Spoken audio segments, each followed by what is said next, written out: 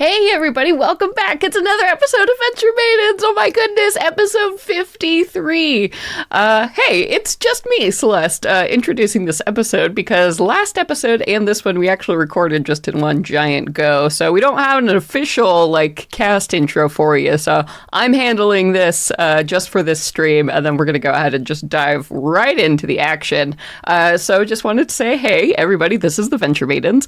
We are a D&D / Tales of the Valiant actual play stream that goes into a podcast. This is a very adult themed stream, so if you're a little baby, get out of here. Get out of here. You can expect things like graphic fantasy violence as a content warning. We just keep up for descriptions in general. This episode also content warnings include spiders, so be aware of that. Otherwise, you're going to expect the full cast of folks here. I'm Celeste Konowich, going to be your game master for tonight. And of course, we have Sage portraying Aoife Flannery, Nassim portraying Tony, and Lou portraying our drow friend, Lou. So yeah, I think that's it. So we're going to go ahead and dive right back in. As a reminder, last time, basically our team is taking on this giant trial, the final test now for the Blossom Court. They've been booped into basically a Hunger Games style arena, and they've learned a bunch of stuff. They have to basically run around and collect these 3 blossoms that are guarded by dragons, apparently. And of course, there's a bunch of knights that want to beat them to the prize. There's a lot of stuff going on, but at the very last minute of last time, we had just rounded kind of a corner into a new forest-based terrain, and we're about to deal with some very nasty-looking spiders. So, let's see how that goes. Okay, bye! Aoife will give Lou a bardic inspiration die as she sort of gently touches your shoulder and be like, I think out of any of us, you're the most perceptive. Do you want to scout ahead and perhaps see what we're up against?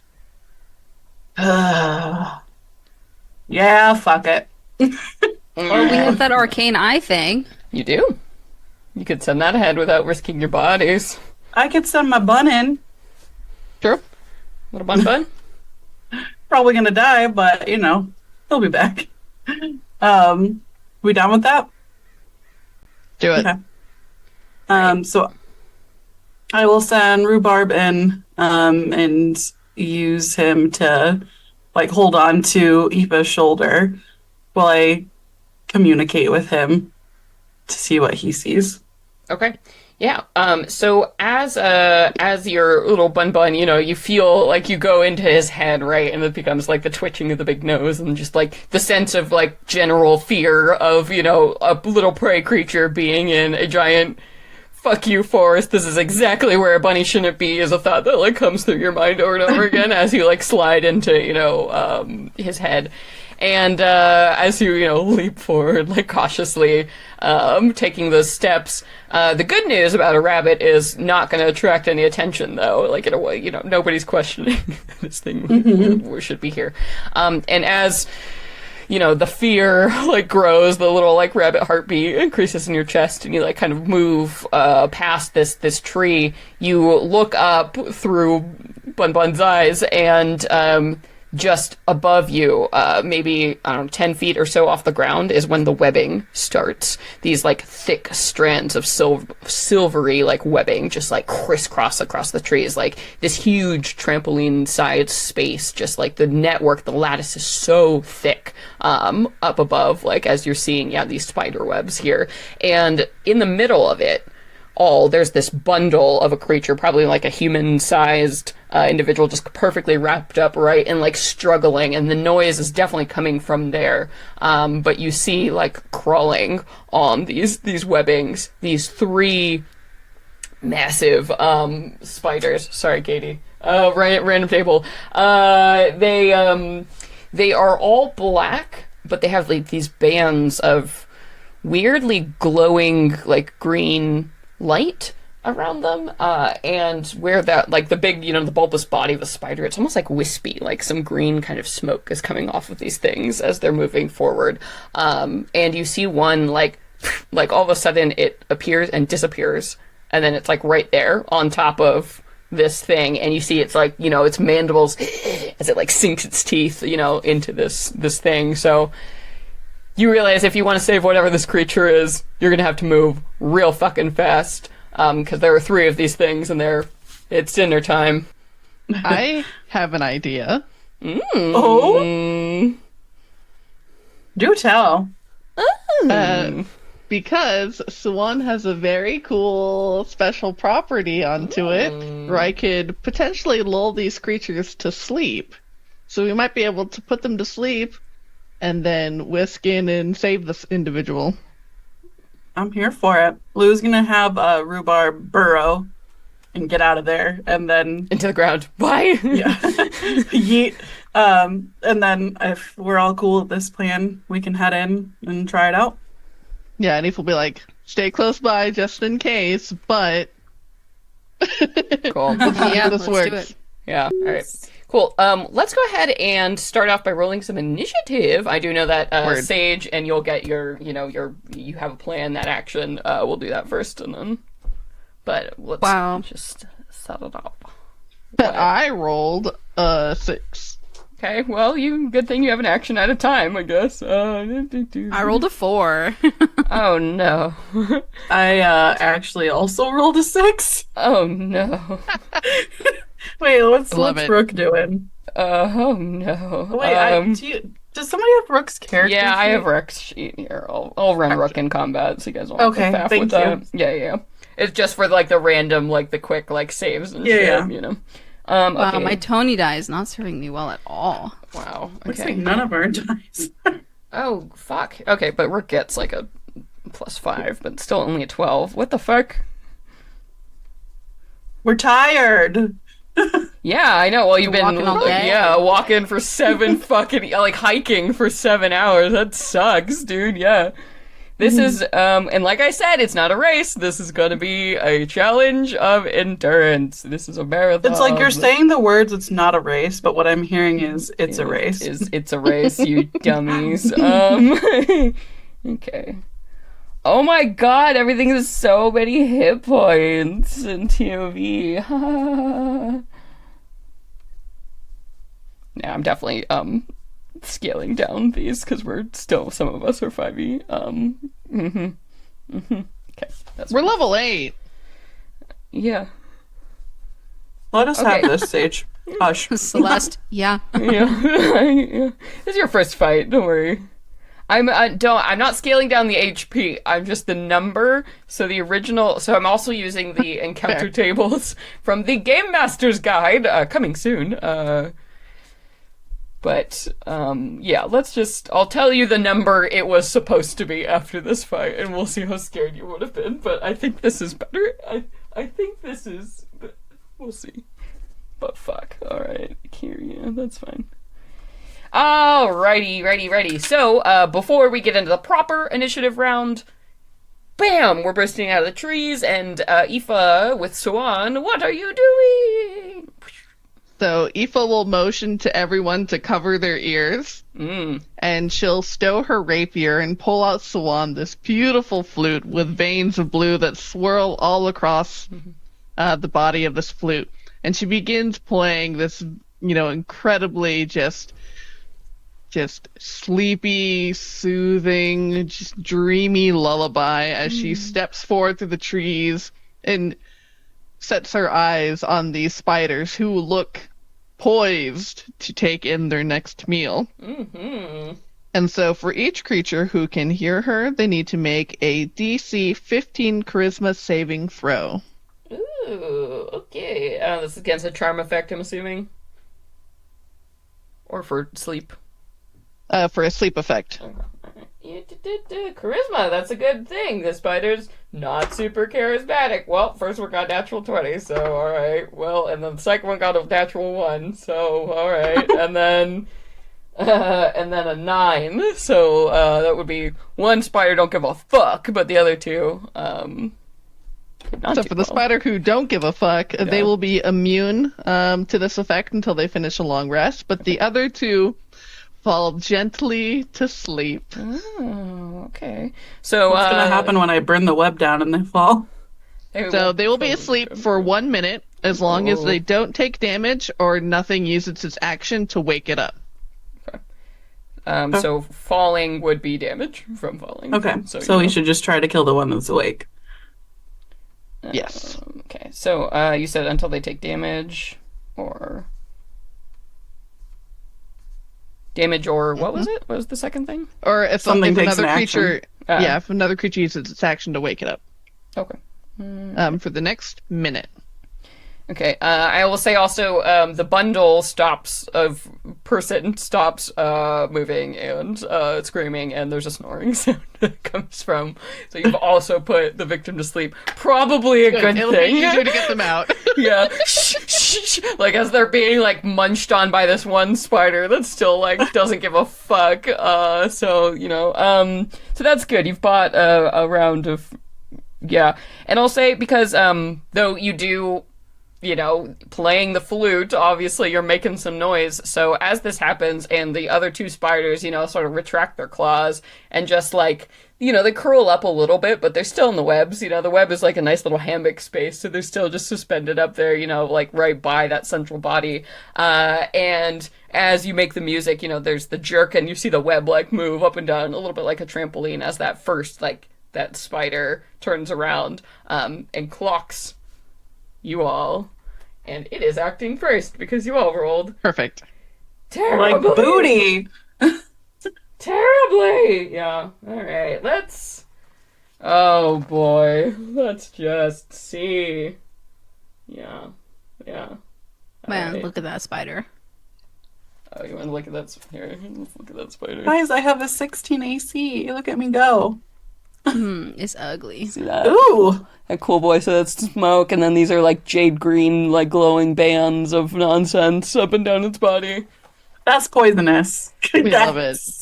You do. I don't It know does about look nature, very but poisonous. poisonous. All right. Yeah. Cool. We got ranged weapon tech. Nice. Yeah. Phasing web.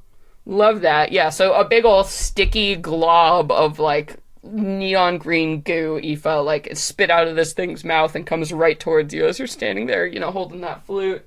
And it certainly noticed you. So let's see. Let's see how we do. Okay. Oh no, a 24 to hit. Yeah. That will hit. All right, so you are restrained by webbing.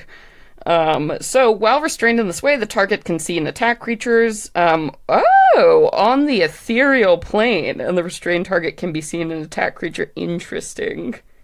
So you all see Aoife disappear, as like splattered, with this like green vile webbing. So Aoife, the world suddenly becomes very misty and strange. Do you think you would have ever been on the ethereal plane before? It's sort of like being in a dream, but like, yeah, this is... So you are sent to another reality temporarily and like held there. It's almost like Frodo, when he's like puts on the ring for the first time at Weathertop and he's like in that shadow world. You're like, what the fuck? Like, and you can't move, and all you can see is this spider.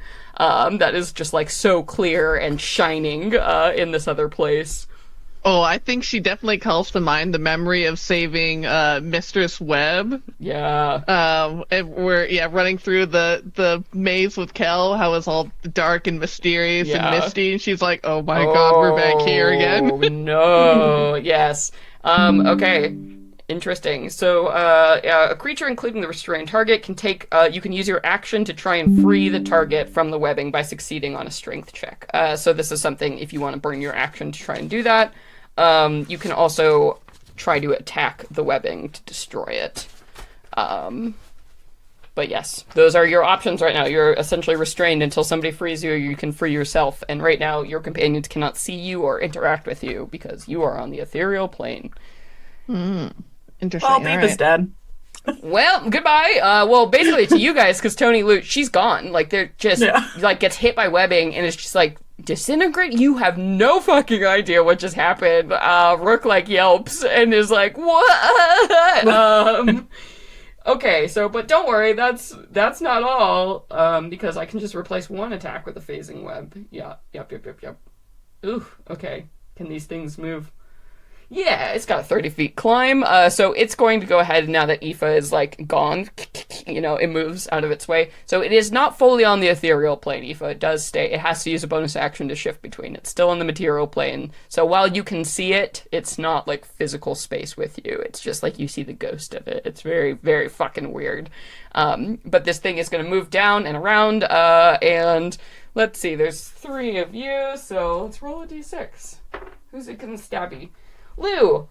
It is going to use one of its barbed legs, basically, as it climbs, like, lightning fast off of this webbing and down the tree, like, to be right in front of you all. And like a spear, it tries to, like, jab one of its, like, hardened, chitinous legs through your chest. Okay. Let's see. Oh boy, 20 to hit. Oh boy. I'm going to use my reaction and cast shield as it reaches out, and like almost ethereal pot lid pops up in the way, and there's a small Bonk. gong. Yeah, that's what's very disturbing is because it's like metal when it hits it. You're like, that's no normal spider fucking leg. That's like a metal ass leg. It just tried. So so you can raise your AC to 20 or above. Mm-hmm. Okay, great. 21. Nice. Yep, so just in time, your shield comes, your giant soup pot lid deflects this thing. And then we're moving down. Rook is going to try and back up. See if she can avoid an opportunity attack. Oh, nope, she does not. So this thing will strike at her with a barbed leg. Because it's got 8 of them. Yep, and there's and like a spray of blood as the barbed leg like gets through Rook's shoulder, and she like kind of like stumbles back in a way. Still, as she moves out of range, but she's stringing her crossbow and like going for it, and like peppers a bunch of shots into this thing. So she's taking Wait, so damage. Rook was hit? Yeah. Is she within 5 feet of me? Yes, but your bonus action is not up, right? Or wait, you have a talent or a feat? I have, feet, sentinel. Ooh, so okay. I will get a reaction to melee attack. Nice, yes. So, yeah, you see with another leg, Rook is attacked in spray of blood, but you get a free attack. Whee! About time. Y'all are so good at not getting hit. I've like rarely had to use this feat. Well, yeah, that's where Rook is like, fuck, I'm a ranger, can't do anything. I'm right next to it. I think that's 15 to hit. Yes, that will do. These spiders are big, so they are large. They're like the size of a horse, just for context. Oh, fuck. So, plenty of the spider for you to hit, so you absolutely... yes. Plenty of spider to go around. A spider for you, and a spider for you. And we're gonna do... That's, I think, it's 6 plus 5. That's 11 damage. Nice. Okay, yeah, so you get a good, crunchy hit in on this thing, and as you pull away your blade, it's like glow in the dark fluid, like the stuff out of a glow stick is like it's blood, right? That neon spray. These are no normal fucking spiders, if you didn't figure that out yet. Yeah. Okay, nice. Good. And then Rook also rapidly following, because she does back up. She moves, she took her lumps for it. But as 2 crossbow bolts also shoot into this thing, so there's more like oozing ichor coming down from this creature. Good shit. Okay. But then Faye's little Spidey number 2 just snoozing peacefully up in the web, dreamy by. Good fucking call, putting these fuckers to sleep. Whew, Lou, we come to you. All right, she's gonna take out her biggest knife and give this guy a stabby if she can. Yup. That is a dirty 20. Yeah, man. Get my sneakies out. 4, 2, 1. 11 plus 5, 16 magical piercing damage. Okay, yeah. Ow. Nice. And then for my offhand attack,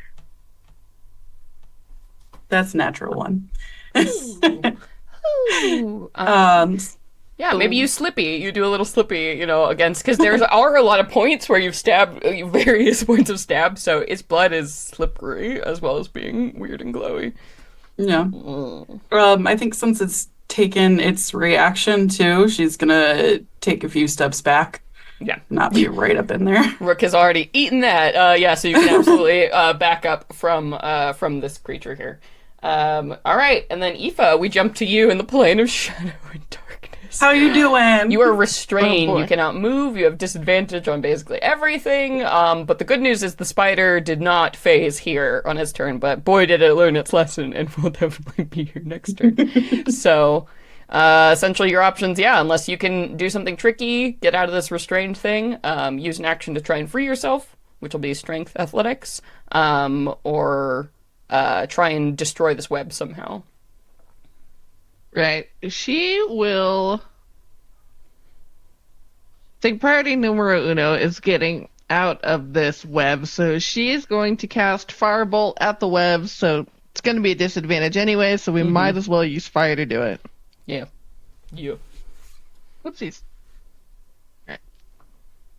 So first off, I am going to need you to roll to hit because you're trying not to kill yourself, is the only reason you're rolling here. So disadvantage. For sure. Yeah. That is a 16. That'll do. Right. And that'll be 2d10. So you managed to, get a hand out, like, to do your somatic, like... 10 fire damage. Nice, that is exactly what you needed. So the webbing just like, and as like the flames just lick up at this, like clearly this webbing is super goddamn flammable, and you're expecting the pain as like, flame just radiates up your body, but it's all ghostly and flickering, and you blink your eyes, and then you're just standing back in reality, all of a sudden, like free, and you're like, fuck, okay. Aoife, I thought you were fucking dead. Never do that again. Yeah, Eva's here! What the fuck? Pops back into pops back into existence. And then with her bonus action, she will go ahead and let's see, is that that's an action. Okay, she will give a bardic inspiration to Tony. Nice. And that will be her turn. What's your bardic inspiration die again? A D8. Thank you. Nice. Alright, and then we come up in initiative. Phase Spider number 3, who has also taken a sleepy super nap. So all good there, and then we're gonna come up on Tony. You get a chance to do some damage. Okay. All right. So we've got the one down here who is attacking, and I've already taken a chunk out of, and we're gonna strike him. Fair? I mean, mean, but fair, I guess. With my longsword. Rude, you guys are bullying my spider. They're just trying to have dinner. 17. You came into their house. Yes, a 17 will hit. It was date night. They're a perfect poly. Oh my god, yeah, they're like having their throuple like date, and you just they caught some asshole, and here you are. Well, you can take another 11 points of damage if you're so hungry. Yeah. Here, you hungry? Here's what's for dinner. Blood. Steel. Steel. Eat steel, bitch. Oh, and with my extra attack, I only rolled a 10. 10 it will But not I'll use do my it. inspiration. I'll use my inspiration Bardic to roll that inspiration. again. Yeah, and what's your sweet extra, Benny? So we don't forget when they spend. No, she's using regular inspiration. I'm using my regular inspiration, yeah. Ah, right. Okay. I have Yes. so much reroll. inspiration right now. You can only have one in but yeah. Okay. Oh, that was much better. And I rolled a, what is that, 21 to hit? Yes. That's what So that's another Yes. Yes. 6 piercing damage. Okay. Ow. Okay. Ow. Anything else? The bardic inspiration die, that's to add to like attack rolls and stuff, not Attack roll, any D20 roll. Ah. a d20 roll. Okay. Yeah. So an attack roll, yes, that counts as a d20 roll or an ability check or a saving throw. I meant damage roll. Excuse me. Not damage is the Yeah. only thing. I always get confused because I played a special Valor bard bard. that let you do that exact for damage for so long, and I that- see. I yeah. see. Okay. Shouldn't I actually? There's still 2 more spiders. but they're sleeping. And I will say, I mean, I don't know if you guys are planning to take a long rest after 8 hours, but like that would be the time. So, your action surge. I don't know. It's up to you. You can keep pressing though. Let's action surge. Let's get rid Fuck of it. it while these That's the theme other of this guys are maze. asleep. Fuck it. It's day one of this fucking challenge. Fuck it. We're all just it. like finding ourselves, literally. How is that 14? 6 plus 8. Yeah, that's 14. Yeah, that'll do. Yeah, 14. Just barely, but good. luckily this thing has gotten so crunchy and crispy. You can get right in there. All right, well that's another 6 damage. Now for our final attack. Yeah. See, this is why fighters are beasts. Beast mode. Oh, very good. We rolled a 26. Fuck yeah. And that's going to be another 9 damage. Okay. Wow, you've made your point. The spider says is bleeding copiously, but still not quite dead. Just dripping with green ooze, with slime, basically. Nickelodeon slime. Anything else for you, you monster? I'll just take a defensive stance and make sure I'm nice and wedged in between my friends here. Good. Tight. Okay. Well, I think it's fair to say the spider's gonna try and bite you, Tony, after that, because we come around back to the top, and it's mad. It's really mad at you. Shit. Alright, let's see if it can get through your beast armor, though. A 22! This dice, my sparkle dice, is really treating me well in this phase. Thank you, Blossom Sovereign. So 22, that'll hit you, even you. Yes. Wonderful. Oh, yeah. I need you to make a Constitution saving throw, please, as it's taking, also biting you. This girl is poison. Oh. We are immune to poison because of Hero's Feast. Oh! This is why we hustled. Poison, to both the poison damage and the poisoned condition? I think Or is it just to being poisoned as a condition. I it's think. poisoned as a condition, but does it also make you immune to poison damage? It might. I'll confirm, but I'm pretty sure that's what it is. I'm pretty sure you Becomes can still immune take to poison. Oh, this is that shit. I think this is one of those things that they had to rule as whatever. I think it actually is both. I think you don't take poison damage or... Oh, shit. Yeah. Amazing. Because that's how the monk shit works, but it's very unclear. But yeah, so you are going to take piercing damage, at least, from its big ol' ass fangs, just like literally bloody in your chest. That's fair. That's going to take 12 piercing damage. And you feel poison like pumping into your body, but there's some kind of like as the fey magic of that feast helps you, and it just turns it to, I don't know, Gatorade in your veins or whatever. So you're fine. You actually feel better. You like all those electrolytes. Yum. And yeah, it's the spider's like, what the fuck? It's like, this was the worst encounter possible to roll. Haha, what? No. And so, alright, it's bite, but then it gets also a little leggy. It's gonna try and stick you with a leggy. Oh, I don't think 16? Will that hit you? I don't think so. No, sir. Bah! So its leg, like, pump, it tries to punch into your armor. And then it looks at you and looks at everyone else in the party because it had a lot of eyes. So it looks at you all and it goes, and as a bonus action, it's going to jump into the ethereal plane. So it disappears. Ah. Okay. Tony, move over to where the body is, and I can climb on your shoulders and try to slice it out. Oh, okay.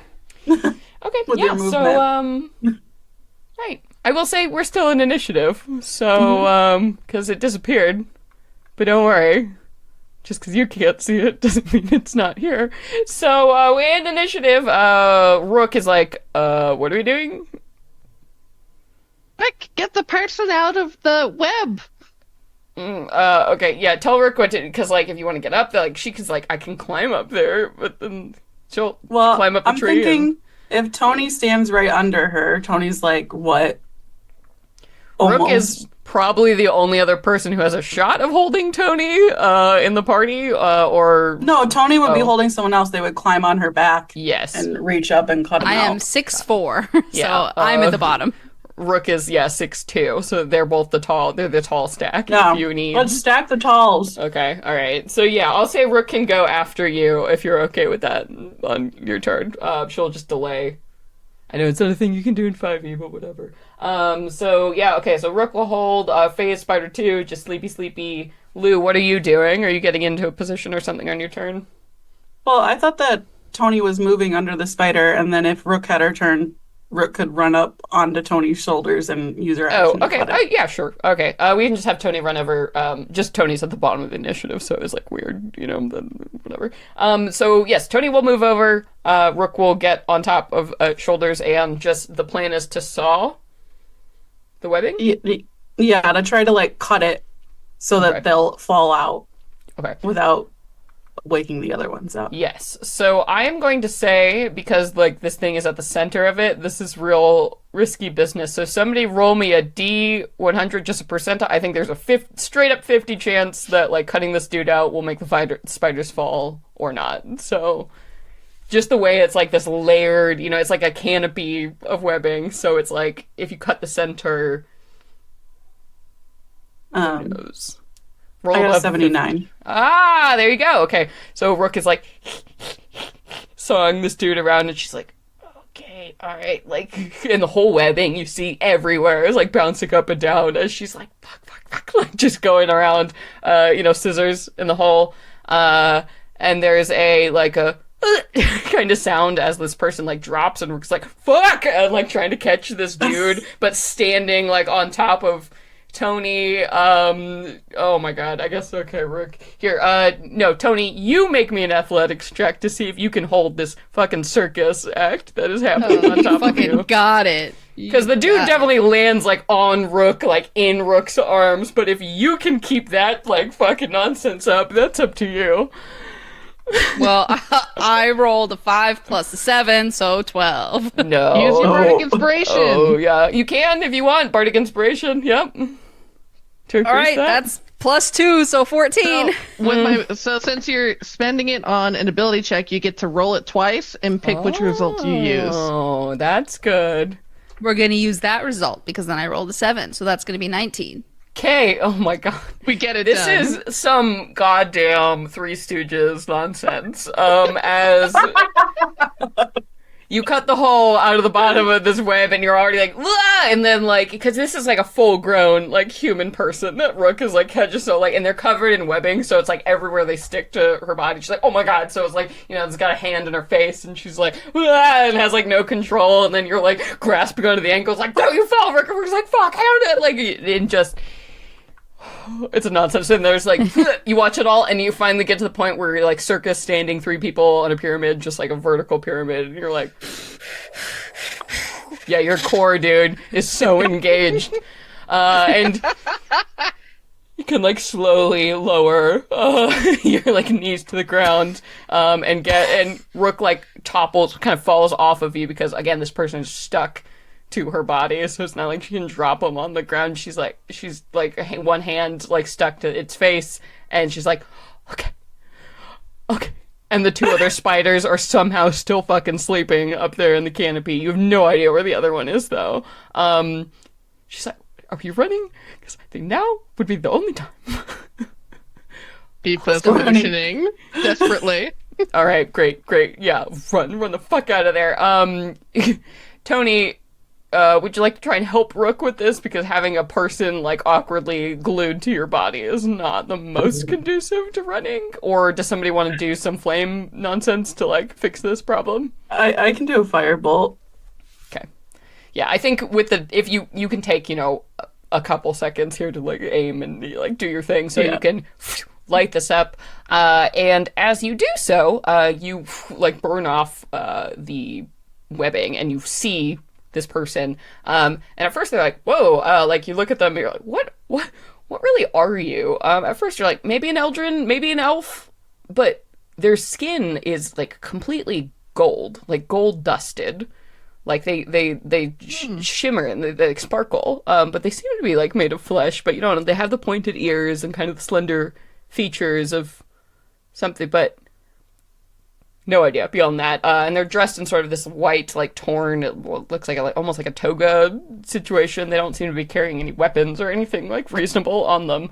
But this person, with long hair, feminine sort of shape, is like lolling backwards, like their head, eyes rolling back in their head, like, they've been pumped full of spider venom for sure. So yeah, once you have that, it's much easier to run, and we can just book it away from this encounter. But the good question is, where are you running to? So we need to go ahead and pick for hour 8. Where are we hustling in this moment to run?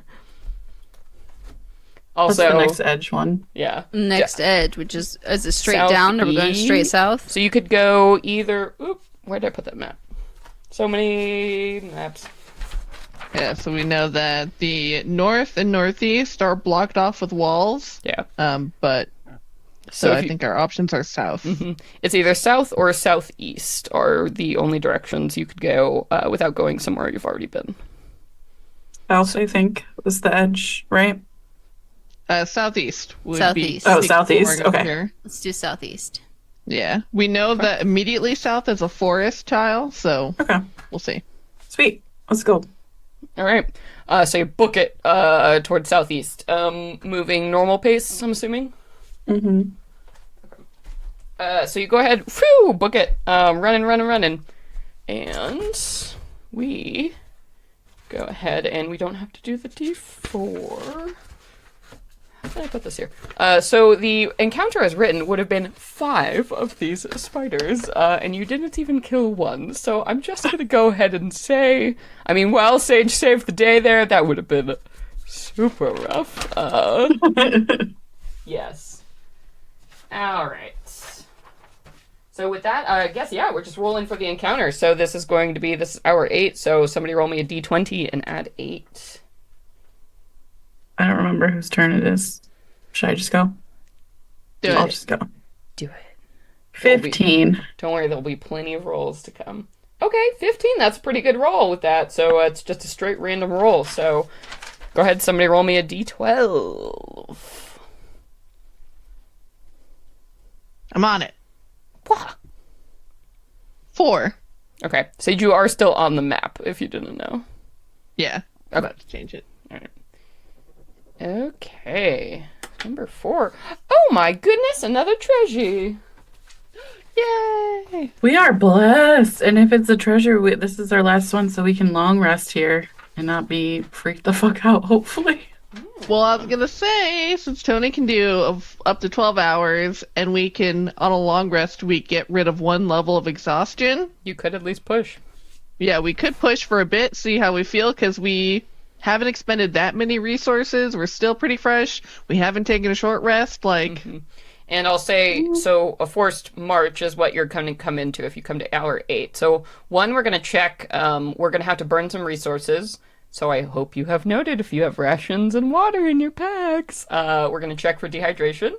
If you don't have the resources to consume stuff, and then we're going to it's basically a constitution save. That starts out relatively easy, but the longer you push it, the harder that roll will get. Okay. Yeah. Okay. But yay! So we come down here, and as we are moving... Alright, let me make sure I'm actually noting this. Where did my purple marker go? I'm using my purple marker to track you guys on the map. Alright, so you come to another space of forest terrain. And good news, kids, you found a corner, because you cannot travel north, you cannot travel northeast, and you cannot travel southeast. So 1, 2, and 3 positions are blocked by the wall, so you are officially in a corner. So that means the only directions to go from here that you haven't been before would be southwest, so that's number 4 position, or south, which is number 3 position. Ooh, does this mean dragon time? I don't know. You rolled a treasure. You wouldn't Oh, roll okay. if you were moving into a few space. You don't roll basically because that space is already claimed. Right. That makes sense. All right. But let me see. Roll. Talk amongst yourselves while I find my treasure document. Yep. Go. Yep. You guys have been lucky on the treasure. Good shit. I think we can. How many corners do we think there are then? We decide 5. Well, and Celeste did say it's not like literally the corner, but just on the edge. So Yeah, but this feels like the most cornery corner we've encountered. yeah, true. Yeah. Very true. 3 sides are blocked, so it is the most isolated. Yes. For sure. Okay. Somebody roll me a D100, please. You can do that. Percentile die. That is 43. Okay. All right.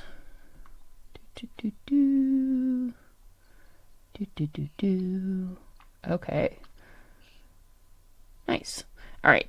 So you are continuing along your way, and at this point you've reached our. It is proper nighttime by now. So as you are, you probably 10, 9, 10, whatever, like when you started out, but you are now in like 6, 7 p.m. sort of territory. It is very dark and getting creepier by the moment here. So as you walk into this next clearing that comes up around you, you see that at the center of what's happening, there's like a giant twisting tree that sort of has like about 5 feet of space or so between it and every other tree in this area, which is a little bit weird as you're looking at it. Like the other trees don't want to grow close to this central tree. And the only other thing that you can see that's like notable about this is hanging from a bough. And you can't see exactly where it's hanging from because this tree in particular is so leafy and so lush compared to all the others you've seen. It's just a golden rope swinging in the wind. Like, you'd see like in a PE class, or just a thick-ass, knotted rope. Tony, climb that rope. I don't have the upper body. Listen, I was not gonna climb that rope. I can climb that rope. Let's do it. Okay. Tony smacks her ass. Get in there. All right. Yeah, you climb that rope. And whoever put this rope here was definitely thinking of convenience, because there are these little knots and such along the side. So you climb up, and Tony, you get up into the trees, and you're at the point where Tony disappears up into the foliage, and you can't see quite where she is. But Tony, you find the bottom of what appears to be a wooden trap door, and of a little house that's up here. So a little tree house. So if you want, you could definitely. If I look down it, yeah. If I look down, it's total shrubbery below me. I can't even see the bottom anymore. Yeah, it's you had to crawl up into the tree leaves, and it's just total. Can't see your friends. They can't see you. I would like to. I'm gonna secure my feet on the rope to where where you can kind of stand on top of one foot and hold the rope with the other. Yeah. And wrap my arm around so I can hold out. Do I have a dagger? I don't even have daggers. Wow. I'm sure you have. You can have okay. a camping knife or something on you for sure. That's fine. I've got a small little knife. Pocket knife. And just to have it on me, and with the other hand, I'm gonna knock a few times just to see if I hear any movement from inside. Yeah, you do knock, knock, knock, and the space up above, it's clearly not big, because you just hear the dull full of wood, and it's not a echoing chamber or anything above you, but there's no response, just the creak swinging. We'll say, Aoife and Lou, I mean, not that you would know, but you don't hear any sound of knocking. Then I'm gonna try to push open this little hatch. You do, and they're, it gives easily. With your hand, you have to unstick it a little bit because there's clearly some kind of mechanism, so it just doesn't fall open. But yeah, you throw it open, and inside, it's a cozy little treehouse space. It's just a little room. Probably 4 or 5 people could sit in here, comfortably or lay down. You know, it's not meant for someone to like actually live here. But inside you see a few, it's totally dark except for like one of these little windows that's open, letting in some moonlight. But you can see, you know, there are some things pinned up on the wall, and there's like little crates of stuff and some other things, like little supplies that have been like left in here. Can I like search the space? I don't even have a good. What would that be? It's I don't have a probably good if you're- investigation. Yeah, investigation. Or I'd take a perception if you're just like giving a look around too. Sure, perception. You're My wise. investigation sucks, man. Yeah. Ugh. Neither of your classes is intelligence focused, so it's not your Yeah, fault. 15. 15. Okay, yeah. So looking around here, there are a few things you find. There's like an old, like dusty bedroll that's actually still in pretty good condition. That's been stacked like in one corner. You also find there is a crate that you can kind of easily pop open here, and inside there's just like 6 bottles of wine. Just like Ooh. wine. Yeah, you can't read what's on the yeah. label, but it's fancy. It's fancy. Wine's like ass 10 wine. gold a bottle. Yeah, dude. Fuck. You also you find some other things, like, you know, a pair of like old shoes and like a lantern that doesn't have any like oil in it.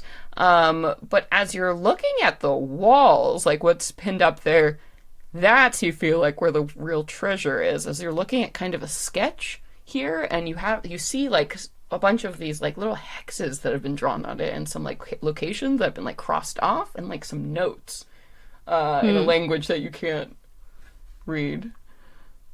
Well, very good. I'm just gonna take off all the papers that are on the wall, Sure. unpin them, however they're I attached. will say take them all. also, this is a very good place if you did want to take some kind of a rest. It's very safe. No, I as know part of that too, but I think the idea is that we want to push on while we still can. Yeah. So I'm gonna take all the things on the wall down, roll them up, keep them in my pockets, and climb back down, or at least to a certain point, and maybe say, hey, there's no one up here, and it actually seems like a pretty chill spot.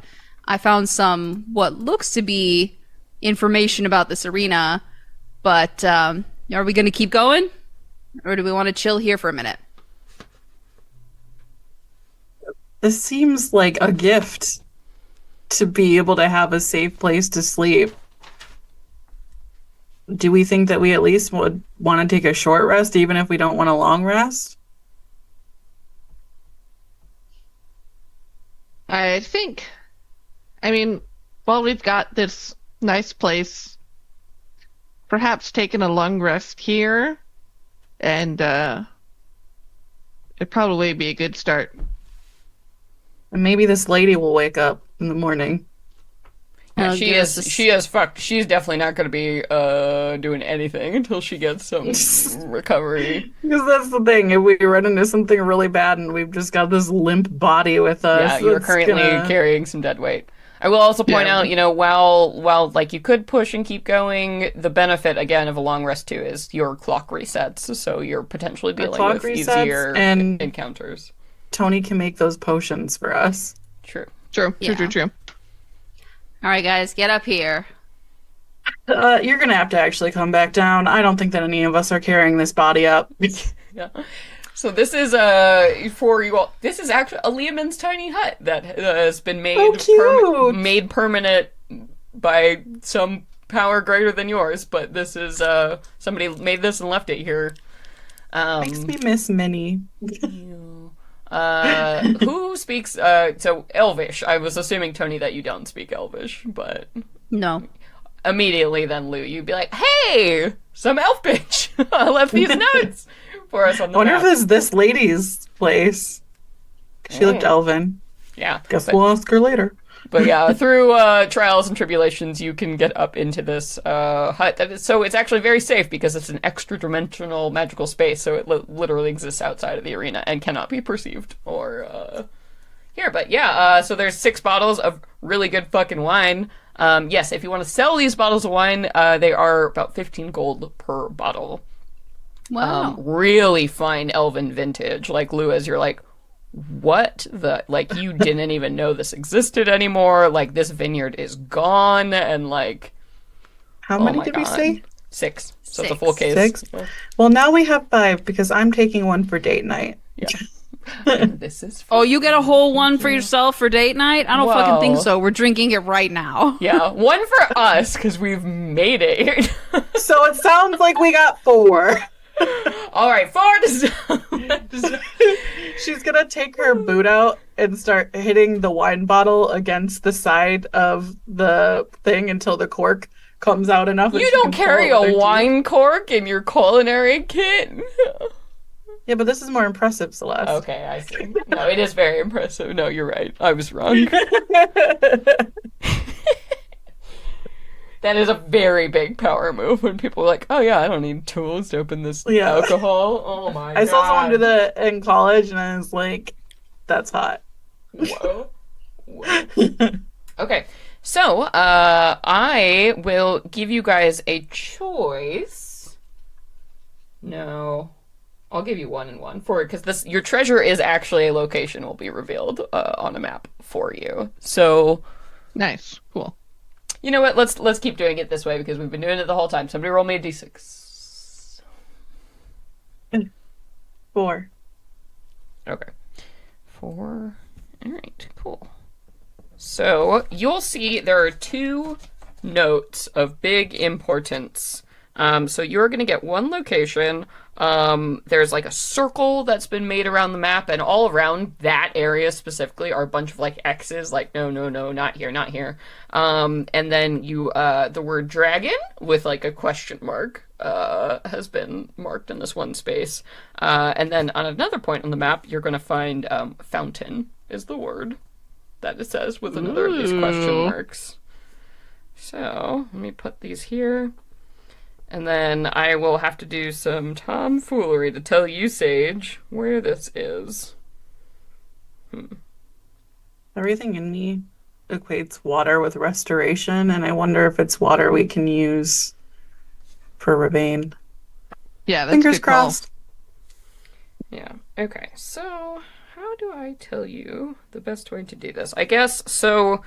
The circled spot that says dragon is going to be, let's count with me. So I'm going to count down the number of hexes, and then I'm going to count to the southwest a number of hexes. Okay. So from where you are, this mark, go down 1, 2, 3, 4, and then it goes southwest 1, 2, 3. Okay. Yeah, push that up a little bit. Just so I can double check. Here. Sorry, a little more to your right. More focus. That looks... Oh, I think... down from the center. Except for 1 up... Shit. Wait, point at where my the final... Okay, so you need to go 1 down, I think, actually... Oh, this is awkward. 1, 2, 3... 1 southeast from where you currently are. okay. Yeah. So it would be here. 1, 2, 3, 4... Yeah. Yes. So that is circled, and it says dragon with a question mark. And then the fountain, the easiest way to get there is go to your starting position. From the altar? Yes. Okay. Go northwest up 1 and then 2. And then go north. Yeah, and that hex there. That is fountain. Ooh, this map's big. Da da da da. At least you know where walls are. At least one. Yee. Yeah. Nice. Hell yeah. So that was your That's treasure. why the dragon is a little throwing me off because it's not the same amount of distance as the wall up there, unless it's just not an even shape and it's an awkward fucking shape. You're awkward. We also don't know if the wall kept going in the other direction. right? Correct. All right. Yeah, it might be like that way. And there are 3 dragons, so you've heard of, so. Mm. Mm.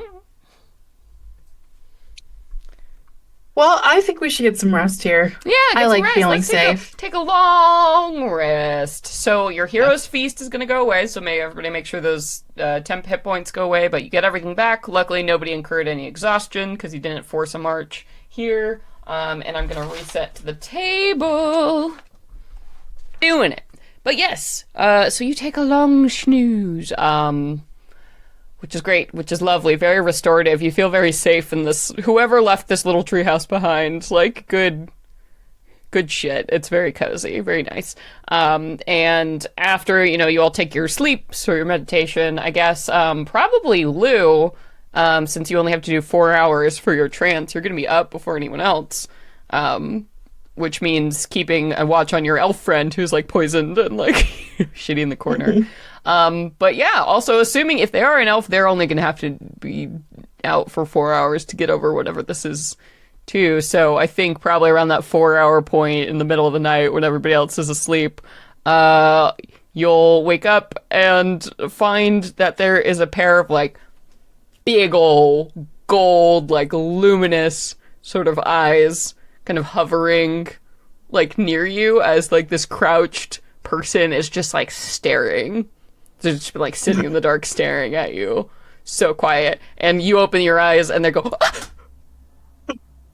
Lou in Elvish will say, good morning, sunshine. Look at those peepers.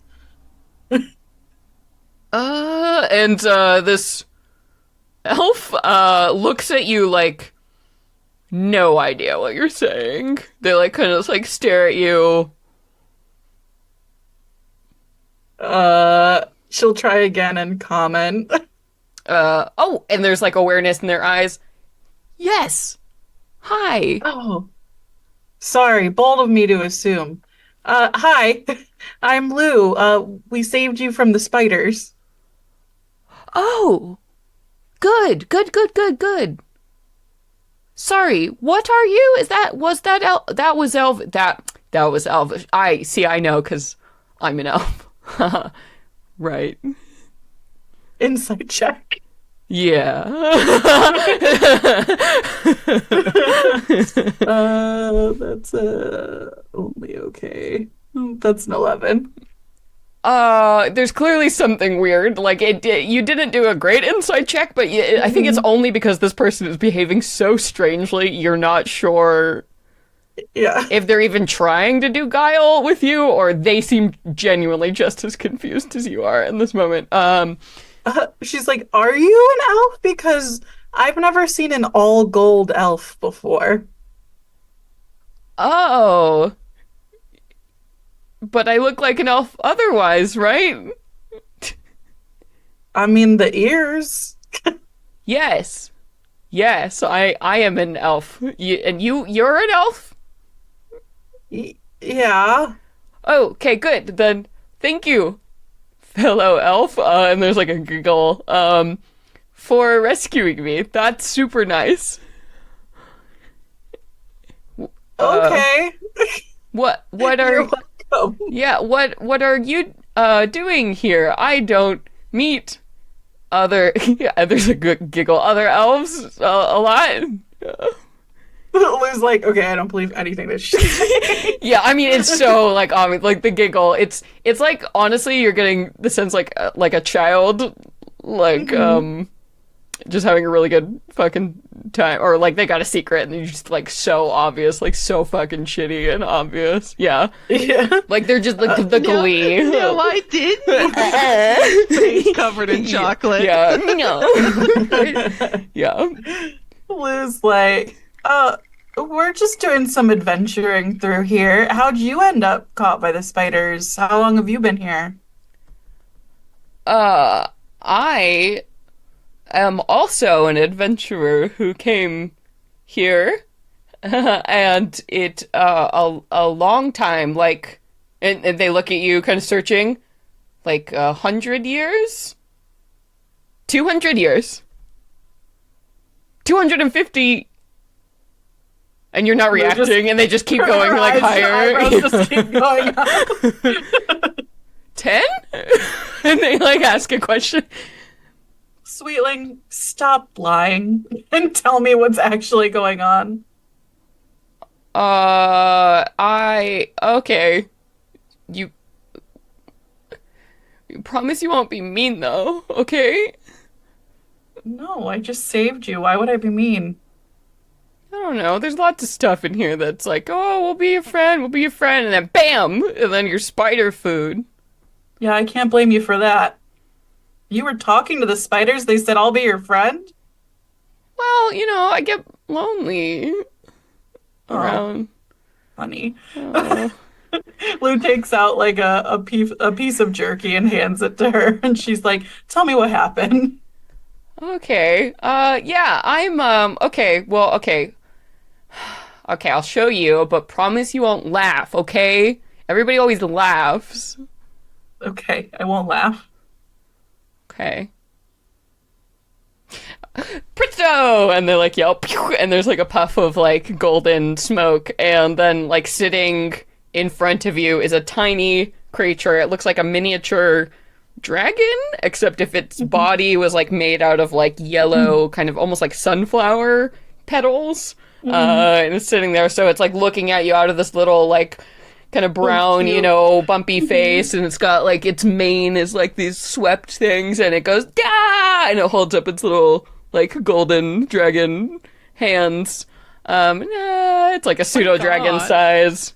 Ta-da! With its claws. Lou just has to hold back like a laugh of joy at the absolute cuteness, and she's like, and it's like, you promised! I didn't. I'm holding it. I just think you're so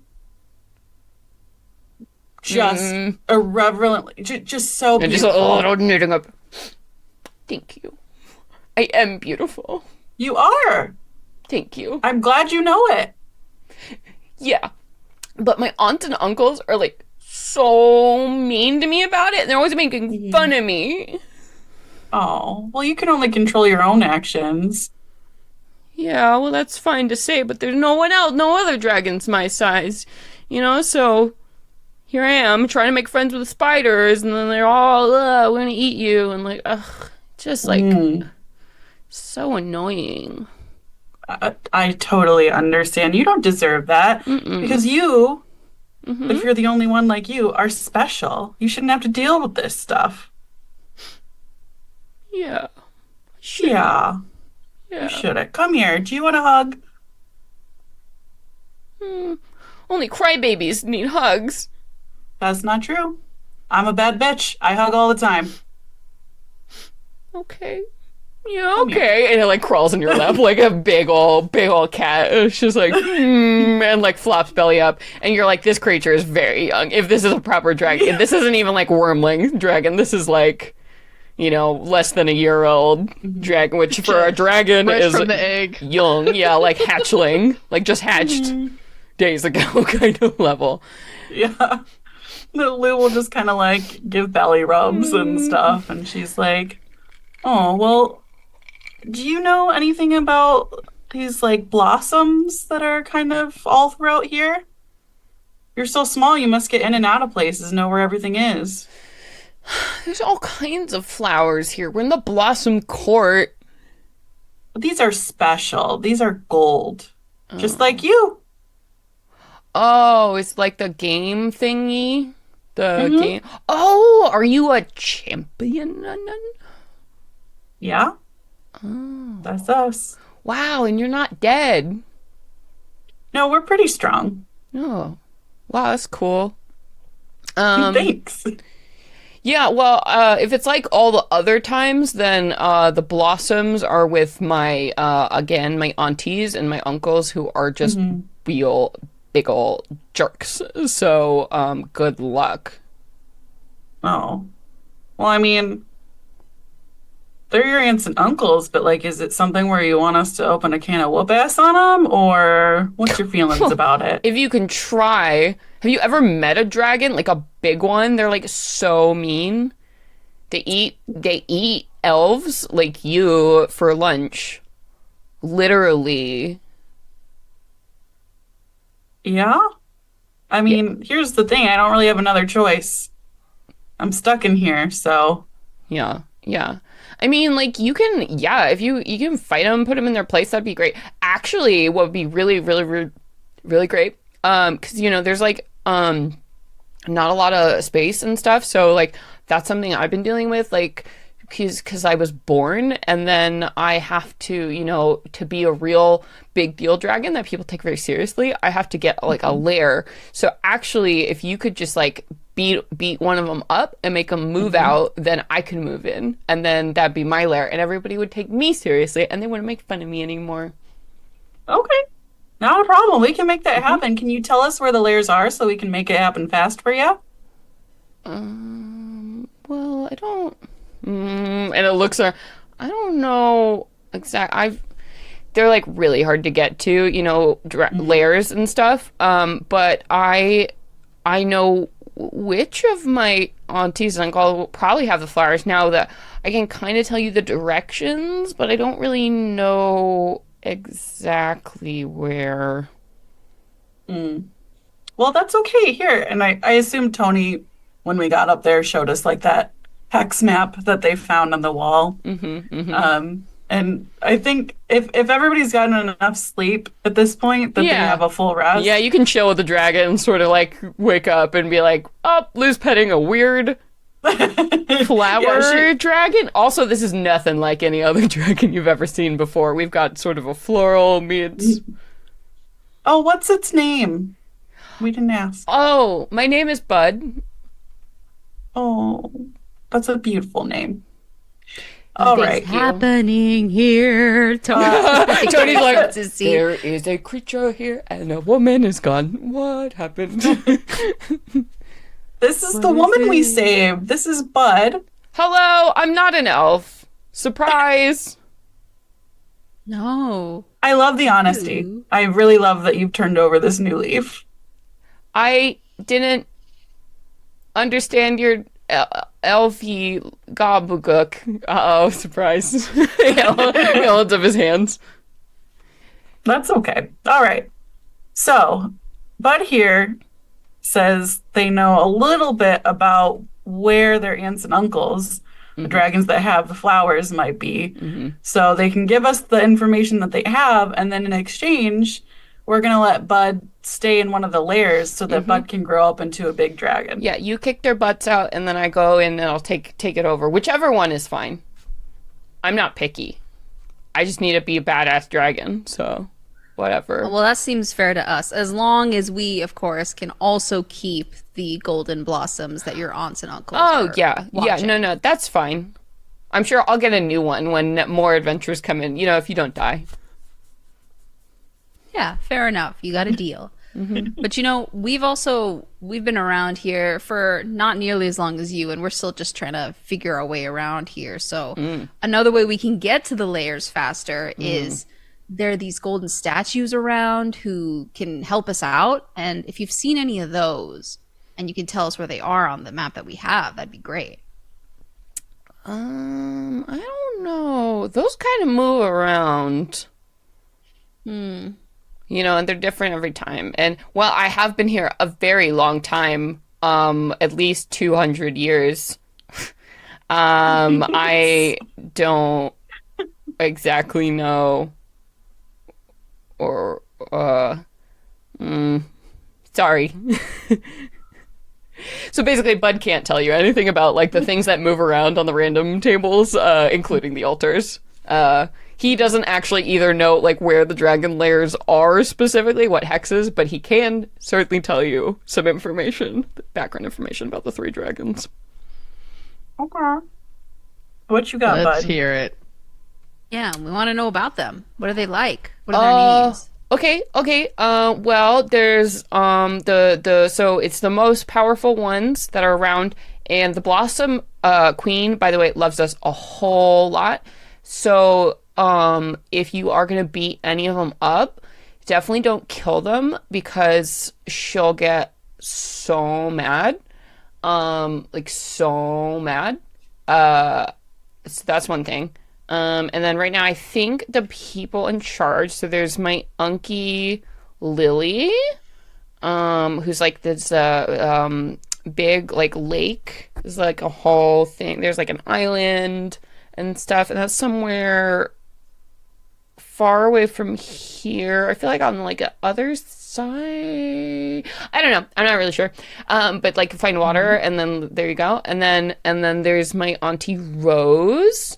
And she's like somewhere in like a big tower, like a stone, but like it looks kind of like broken, there. And then there's, my super, super mean auntie Lotus. And she's like so mean. Even the other two don't like her because she's so mean and, big and like really old, and like really old and the hardest probably of them all. I know she's been here for a super long time, and she like has like gross like swampy mud thing. Like I've never even like been anywhere in her territory because it's so gross.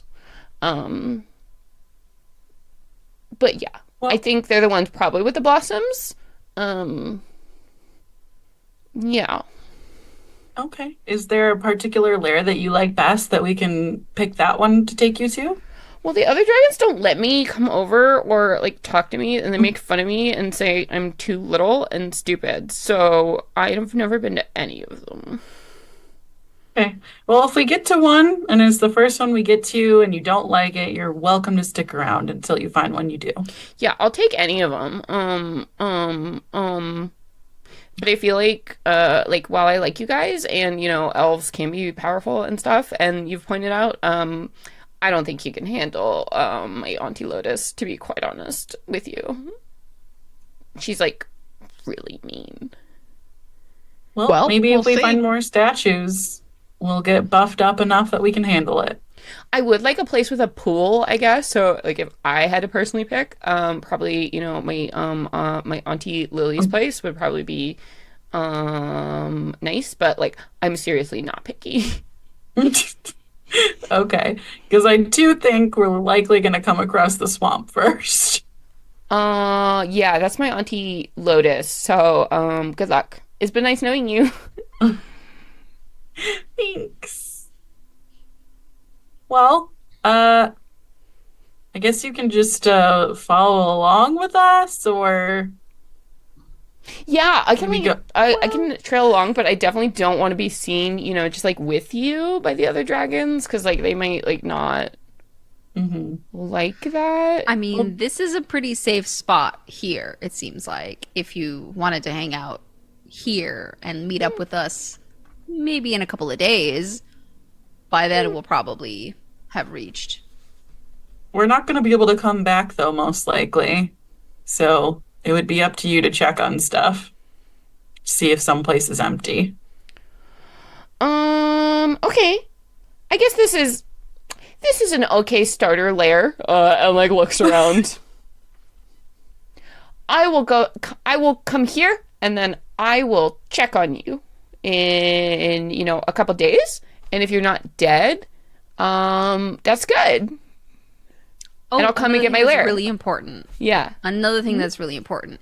If you happen to see any other adventurers who don't look like us, don't let them know that you saw us. That would be really helpful, because then they might try and take the layer from us if they know that we've gone and we've gotten rid of, we've emptied out the layers for you, and then they find out, oh, it's empty. I can go and take it now. Just let them know if they ask about anyone else. You I haven't probably seen us. wouldn't even talk to them. I don't think they're very nice. Oh, they're like the other too. dragons? Like my aunties and uncles? Yeah, but they're not even family. Wow, okay. Are they elves too? I don't know. And the dragon will actually kind of curl over and like roll, you know, like big, like fat cat, like style energy, and looks at you, Aoife, and is like, "What are you? You're not an elf." I'm not an elf, and this one's not an elf, as she hitches a thumb towards Tony's direction. And I'm then a satyr. what satyr? It's like a half goat, half person. Mm. Well, I love teaching you things, bud. We are on a schedule. Okay. No. Yeah. Well, I'm claiming this for my lair then. So I'm actually gonna have to ask you to leave, and I will decorate. So, and I will Sure, it'll look beautiful. pull up the rope so no non-elf adventurers can come in here. Good call. Perfect. Really smart. Good. Smart and beautiful, bud. Aw. You have been gracious guests, but I must demand you leave my lair now. And puts his hands on his hips. This color Fabulous. is all wrong. Oh, we're out of your hair. Thank you. Let's go. Safe travels, and it does like a little imitation of a bow, like with its little pudgy stomach, which is just hilarious. Love him. That All seems- right. Take care. Bye. Start Farewell. climbing down. I shall see you in my new lair. Okay. As we love descend down the Bud. rope, I think we're just going, oh my god, that was so cute. Bud, I would King of die Dragons. Silly sunflower boy next to Rose and Lotus and Lily. No. So now you know a little bit more about the dragons and kind of know their terrain type. So to be clear, the Rose Dragon is in the ruins, based on what Bud has described to you. Lotus is in the swamp, and then Lily is in a lake region, apparently, that you have not seen yet. Yes, and to Bud's point, Lotus is the hardest and meanest of the three, for sure. May as well get him done first. We're not gonna level up while we're here, so may as well just. I'm just down to do whatever is closest. Are the terrain types like? Do they seem to be sandwiched together? Like all the forest is here, all the ruins are here, all the swamp is here, or are they like scattered amongst each other? As you reveal more of the map, it shall become clear. We have seen a lot of forests clumped Yeah. together, so Yeah. I feel like probably the case. Well, we should probably go towards the swamp direction then, along the edge. Yeah. Which is coincidentally south, where we have seen swamp and know there is a dragon tile. Yep. Ha-ta-ta. Let's go. Well, All right. we are fresh from our rest. Fresh, you are rolling fresh. It's all good in the hood. Wonderful. Do we move with speed or at a consistent pace so that we are still relatively fresh when we meet the dragon? Probably start out fast seems to be the play. Now is Do your one. lowest odds of rolling something strictly bad, so you're more likely to get better results on the encounter table, which means potentially you're in a better spot if you're not like being stealthy or paying as much attention. But the dice can always betray you. That's the fun of role-playing games. Let's go fast. Let's go Go fast. fast. All right. Okay, go fast. Okay, and did we want to go, so from here, new directions we haven't been would be southwest, so the forward position, or just straight south, probably following along the wall, the 3 position. Gonna follow that wall, I think. Yeah, I say south. Okay, so south, number 3, and we're going to try for a fast pace. So somebody roll me a d4. If you roll a 1 or a 2, you're going to be able to move the 2 hexes. If you move 3 or 4, you'll only get the normal 1, because it's still risky. I got it. Oh, you got it. Okay. 1. Okay, so you are only going to make it 1, unfortunately, but you do move 1 to the south. All right, mark that on my map. So you move into another square of forest. And true to your assumptions, you find that on side 2 and 3, so the northeast and the southeast is the wall. So you are following along that wall, for sure. And at this point, somebody roll me a d20, and it's just +1, because it's hour 1 of day 2. +1. 9. Okay, 9. And 9 is, where's that table? Aha! Only good encounters. Roll me a d6. Nassim, you're in. 4. Okay. 4. Man, you guys, that 4, that's the treasure number. I know, You we keep keep hitting, getting you've rolled 4. it through like 3 times. Hell yeah. All right. All right. Maybe day 3 I'll have to mix it up. After I run through all my treasures, it'll just be evil. Oh, God. All right. Just pure evil. Okay, let me look at my... Da-da-da, what is on my table of business?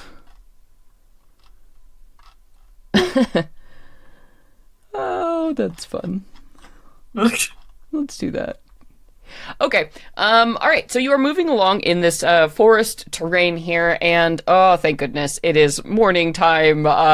You are feeling much better. You got started really early, so it's actually more like dawn. Like, so it's still a little bit gray. It's still a little bit dark, but the sun, increases like step by step as you're moving through this dismal ass forest, making your way along here, and you come to a point that's just this beautiful, like moss covered glen. And you can see that there's this gigantic boulder carved with almost like these Celtic swirling patterns on it that's just been dropped in the middle of this clearing. And, with the mist and everything, it's just very mystical feeling as you look and you see that there is a sword that has been like shoved, just like sticking out of this boulder here with this like gleaming golden handle, with like a falcon's head carved, like kind of motif into it. And it's just, there's like a sunbeam that falls through the mist, and there's sort of a like sound that like in your minds as you look at this sword. Sounds like you, Tony. Get in there, girlfriend. Let me get in there. Let Yeah. me get that sword. Oh, get that sword. I think I want that sword. Get that sword. So you walk up you like climb this boulder. It is shoved in there. You don't know how this happened. The sword in the stone situation. This is just, how the heck? Who put this sword here? How are you trying to get the sword out? Like, you climb up on the boulder, right? You have to do a little bouldering, to get up there, and then like, it's just like in there. So you're just like try and pull it. Yeah, we're gonna try and brute strength yank that thing out. Yeah, so you touch this sword. Immediately as you do so, you hear, oh no. Like in your head.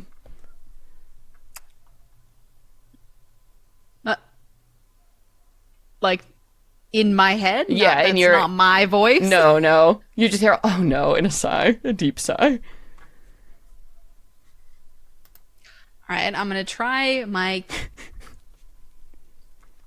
cantrip to mold earth and see if I can like crack open the stone. Yeah, you hear Around a, the oh, sword. that's clearly not gonna work. Just like a sad and then a sigh, like in your mind. Okay, who's there? Hello? you're You all right saying, up there, Tony? you're saying out loud, and then there's just a stony silence. Okay, I will hold on to the hilt and then just say hello, like in my head. Just like a long sigh. What? You just come here and you're manhandling me and just trying to get me out of the store. What do you want? All internally, now talking. There's silence from Tony up on the stone. And you just She's see just her looking touching really the sword, puzzled standing at a there, sword, like stony.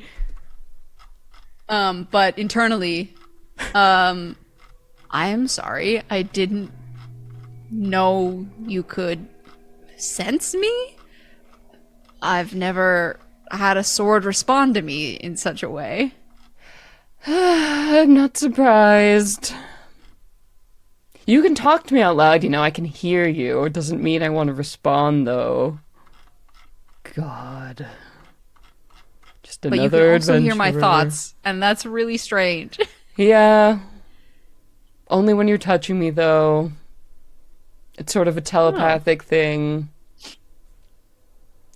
For whatever that's worth. Okay, then she'll let go and cross her arms and just out loud say, Well, allow me to introduce myself then. My name is what's my fake name? Franny. Yeah. My name is Franny. I'm here on a trial with my friends here. And can you tell us your name? Do you have a name? I could tell you my name, but you're just gonna die like everyone else, and it'll be a whole disappointment. I'll just be right here back in this boulder again, so really, what's the point? You just meet so many people. After a certain point, it's like, why even keep dating, you know? Wow. Heard that, yeah. Yeah. Yeah. Well, why not have Do you one more actually adventure care? then? Do you actually care what my name is, or should we just be strangers in the night like every other time? Whatever. Well, I wouldn't have asked if I didn't care. I suppose that's true. My name is Emily. Emily, what are you doing in this stone? Oh, you know, someone put me here. I'm guessing probably a fake queen. They thought it was fucking funny or something. You know, you've heard that legend, that puppet show, The Sword in the Stone, that nonsense. Sword in the stone, stupid boy comes king, whatever. So there's just a whole thing about my people being shoved into stones. I don't know. Again, the Fae have a very weird sense of humor. That they do. Hmm. Well, if you don't want me to disturb you, I can leave you here. That's fine. Oh, with me. sure, I just leave me figured here. I'd- Just leave me here for nothing, whatever. Just like everyone else. That's fine. Doesn't really make a difference. I'm a sword. I'm gonna live forever, so I'm here in the stone, or I'm here in your hand until you die, and then I'm back in the stone. It's whatever. You're probably not even valiant enough to actually take me out of the stone anyway, so why are you even trying? Lou is just like down there, like looking through her bag, and she's like, if Eva asks what she's doing, she's like, looking for that remove curse scroll. I think that Tony has lost it. She's talking to a Yeah, she fucking does. sword. Sword. You're staring at it a lot. Hey, the sword is chatting to me right now, or really, I don't know what it seems just bored with existence. I thought I would at least yank it out and give it, I don't know, another life, but Oh, you're gonna it yank seems me fine out. to be We'll here. see. All right. Lou's okay. still going through her bag. She's like, sure it is, sweetie. All right, Tony can't really deal with a sword being sassy, and then her friends also thinking she's nuts. She's like, all right, I don't need this. Let's keep going. She's gonna jump down, and we can keep going. Wow. Okay. Bye. Ugh. Bye. I hope you enjoy being stuck for the rest of your existence. I won't. That's what I thought. I hope you regret this. I'm sure I won't. Wow. Lou, you'll hear a voice in your mind. Hey, you want a sword? Want a cool sword? I'll make your friend jealous? My name's Emily. Emily the sword. Lou's like, oh my god, you weren't fucking kidding. I'm taking that fucking sword. She seems like a dime piece. Please take it. Yeah, I'm a real dime piece. It'll really make your friend jealous. Lou's like, just like, I'm taking Lou. I'm a fucking rogue. I don't know what you want. So she'll be like, hello, Emily. Do you mind if I attempt to pull you out? No, but only if you do it in front of your friend who thinks she's like so important. Ugh. Tony is not watching. Yeah. Tony, look at me. Tony, Absolutely not. please. Absolutely not. I'm going to keep going. Tony's walking forward. Okay, I'm gonna talk about it really loudly. Does that work for you? Whatever, fine. All right. This is me taking Emily out of the stone. She was like, "Milady." Yeah, Like, do it. I'm do sure it. you two deserve each other. Just so you know, I am seeing somebody, but I'm happy to facilitate this for you because I understand how you're feeling. Yeah, no, for sure. I mean, I'm a sword. Like, it's not. Yeah, for sure. You know, Yeah. Okay. I just wanted to be clear about it, but like, I get it. And she'll try to pull her out. oh, wow, somebody was heroic enough to pull the sword out of the stone, finally. You all hear it in your head. Suddenly, oh, wow, my champion. Amazing! Yay. As you pull out this, like, it's like a long sword. And when you see, like, the tip of it, it's almost like, because it's, you know, beautiful, this kind of, like, white, polished, shiny steel. And the very end of it is, like, an emerald green kind of color that you can see, almost like the blade was, like, dipped in something, and there's, like, almost like a lacquer coating. It's like nothing you've ever seen, just on the very end of this. Oh. Emily, you're stunning. What's this green stuff? Emerald. You know, but it's enchanted. Or something. I don't know. The wizard who made me was, like, really boring. But he died. Just like you're going to die, probably, in here. But good riddance on that big ol' sword meathead who just left me here in that boulder. It sounds like you've been hurt, and I understand that. But, you know, we're here now. We're going to try not to die, and if you are enchanted, I'm sure you'd like to get out of here so that people don't keep coming to grab you like this. Yeah, I mean, that would be really nice, but I'm going to be honest with you. People just keep dying. You know, I can't tell you how many times, how many people pulled me out of the stone. Oh, they think they're so great at this, and then they die, and I'm right back in that stone. And what's the point, you know? I'm not going to get my hopes up again. You are barking up the right tree about people just going off and dying. It's ridiculous. Let me tell you. You die, and then I wake up, one moment, and I'm back in the sword. Who made that? Who thought this was funny? This is not funny. It's not a joke. It's not a joke. It's life. my fucking life. Emily, I get you. I see you. I understand completely. Thank you, girl. Thank you. Anytime. Do you know what this enchantment is? Because if it's something that would be helpful for what we're in here, then we'll have a better chance of getting you out. I honestly have no idea. There's so much fucked up shit I've seen in these little fairy games. But I do know some stuff. I might be of some use to you. Okay. If you're not killed by a dragon, or by a guardian, or by other opponents, or, you know, by lightning, or by poison, or by, you know, swamps, or vines, or... I've honestly seen it all. So, girl, it's almost just like it's all random. To be quite honest, I've been trying to figure out a pattern, but you do this a few times, and it's seeming like some asshole in the sky is just, you know, rolling on some kind of random table of nonsense, and just like, oh, well, here we go again, we're back in the sword.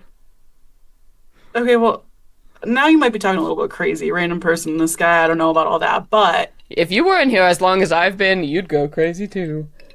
I'm on my way. But anyway, girl... I can watch your back. Thanks. She'll just strap the sword to the back. She's like, if you see anyone coming, you just let me know. Okay? Oh, I'll let you know.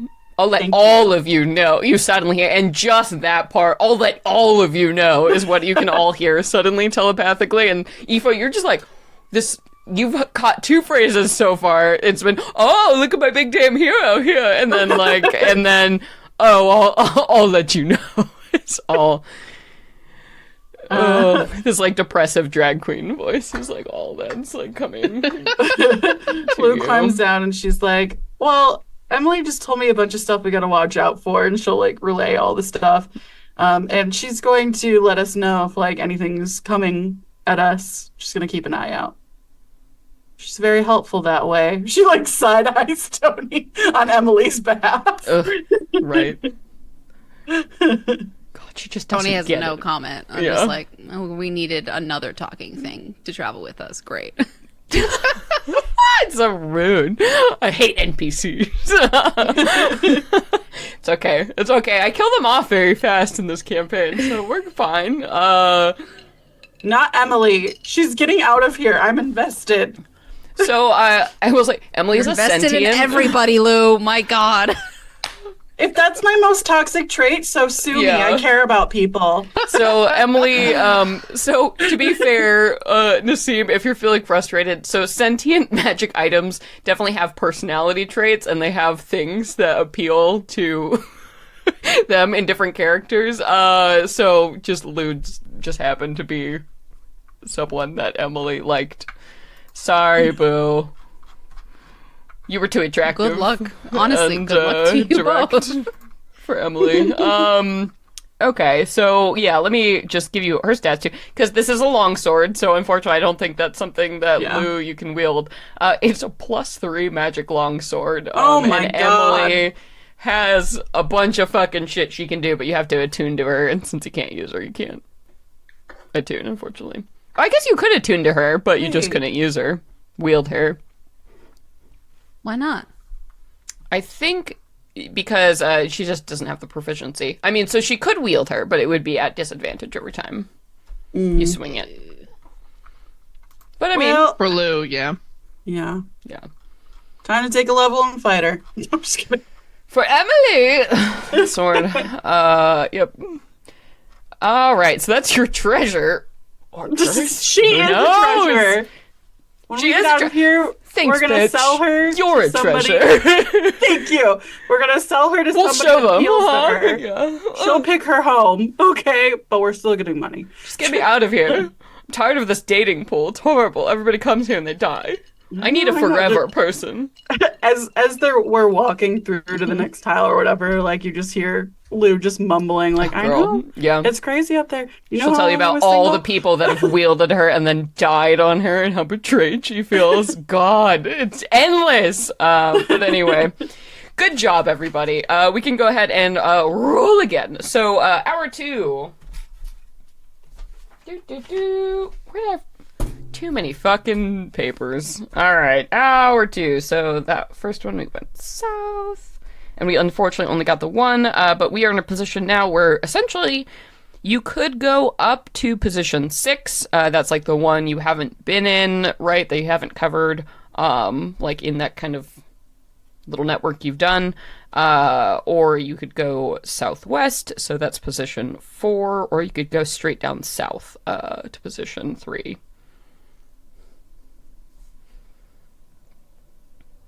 I'm gonna let you make that call, Sage, because you have a map. Yeah, I'm kind of leaving my brain where we are on the map. Yeah.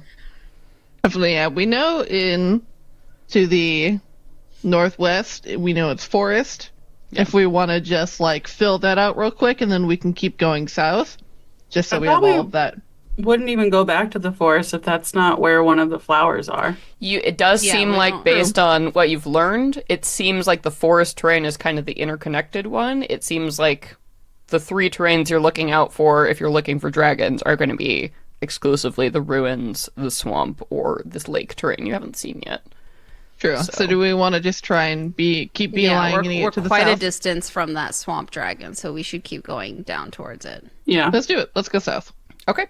South, and do we want to try for a fast pace? Yeah. Sure. Yeah, it's our second one. All right. Somebody roll me a d4 to see if you can move 2, or if you only make it 1. So 3, 3. 4 is what you want. Nice! So you can go ahead and you can move 2. Alright, so we're going to go down 2 to the south. Boom, boom. So 2 forests. So you go south, that first hex there. You land in. You're still along the wall, so positions 2 and 3, as expected, are that wall, that edge. And then you move down to the next one, south, to another forest. And again, as expected, positions 3 and 4 are indeed forest. And here we go. Somebody roll me that D20 plus 2, because it is hour 2.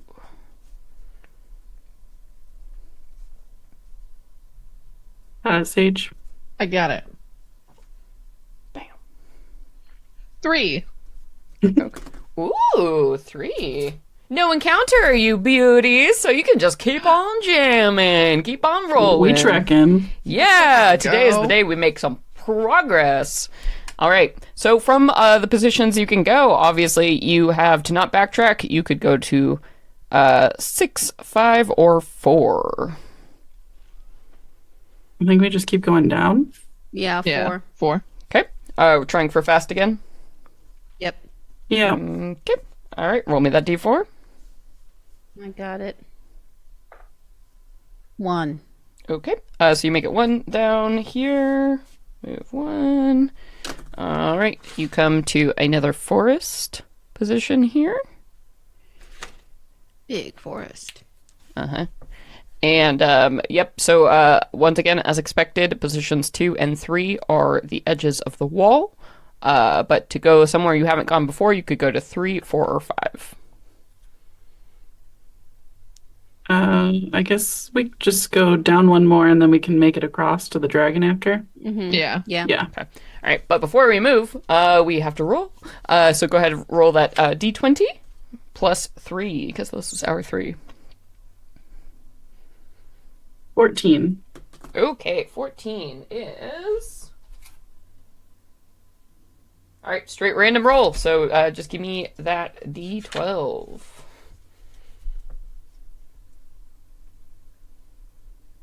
8. 8. Okay. Ooh. All right. And we are still in the forest, yes. So... Let me... Alright. Random encounter. Random. Ooh. Okay.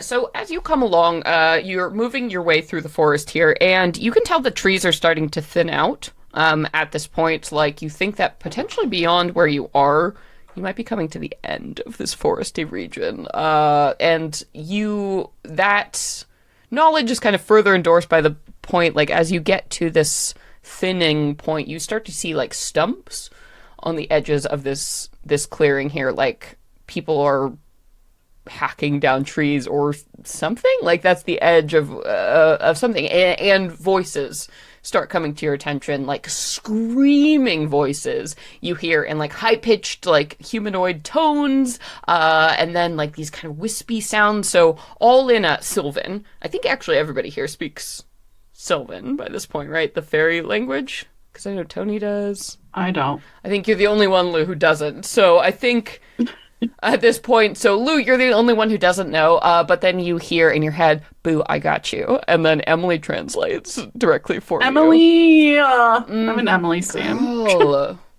Yes. In her head. And she'll just translate really quick on top of this so you can hear everything that's going on. And as you walk into this clearing, you see maybe 10 or so tiny little people, like these little men, like with big old noses and like gnarled faces and beards. They almost look like they were carved out of wood, with these like red little caps, like these total, if like forest gnomes in a lawn like came to life, like 10 of these guys, just like yelling at these like little, they look like twig people, maybe on the other side, and the gnomes are like pointing at like, "Well, you said that we could go ahead and chop down this area, and we have strictly applied by the lines, by the codes here," and these other people are like willowing their branches saying, "You're hurting us, the forest, no, we never said this was... Must we invoke the ancient pact?" And then the gnomes are like, "Fuck you, man! We've been here and we've had crews in and out year after year, and are you fucking serious?" So things are getting extremely fucking heated, escalated. You're at the point where, unfortunately, you've come to like a logging clearing where it's really not going to be possible to pass by this, like, without notice unless you go back the way you came. So if you want to, like, make it through the situation, you have to either deal with this now or let like something play out. Like, if violence, it seems like the situation is definitely escalating. So however you want to handle this, but this is very much in your way at this point. Aoife. You were made for Aoife. this. You know what I didn't do in the treehouse? Make any of those potions with those flowers. Oh, We said okay. we were going to. Yeah, I'll let you do it. That's fine. I'll let you Alright. do it. Well, that's cool. That's nice. Thank you. I would have forgotten. Yeah, I'm a forgetful player. I hope one day, Nassim, when you GM me, please come to me and give me the favor of assuming that I did. You give us a cute little sunflower dragon baby. Yeah. We're fully distracted. Yeah, honestly, I was like, I don't care. I just picture one of those like Anne Getty little babies, like baby in a sunflower costume, except cute because it's a dragon. Yeah. Like little, like, oh, ridiculous. We should give the one that does the arrow of slaying to Rook Oh yeah. to apply to her crossbow. She's like, Faye? Everybody cool with that? Mm-hmm. For picking the type? Yeah, let's kill some Faye. Yeah. On board.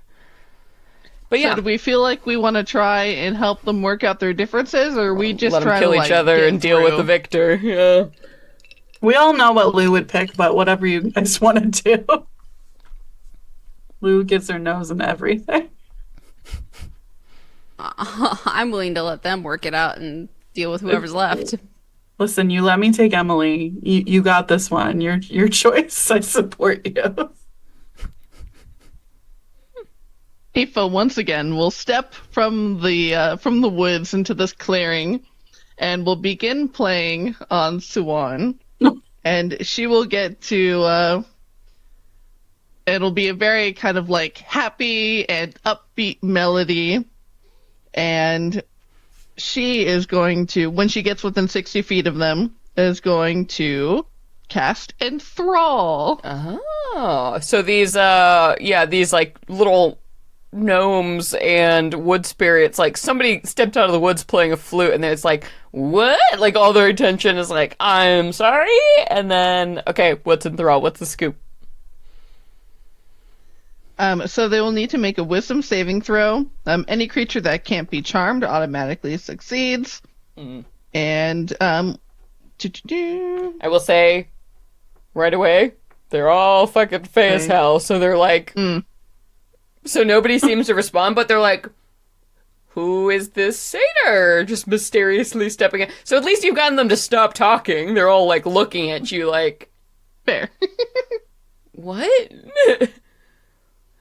And Greetings, everyone! Hello, how are you? How is everyone? I see tensions are high, but that doesn't mean we can't work this out.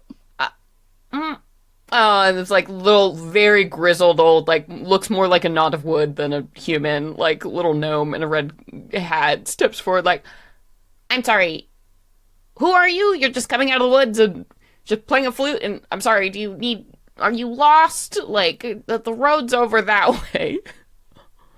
Oh, well, I am both a champion and a judge from the mortal plane, an expert in solving disputes. Oh, and there's the wood spirit. Oh, another champion. All right. Yes, champion.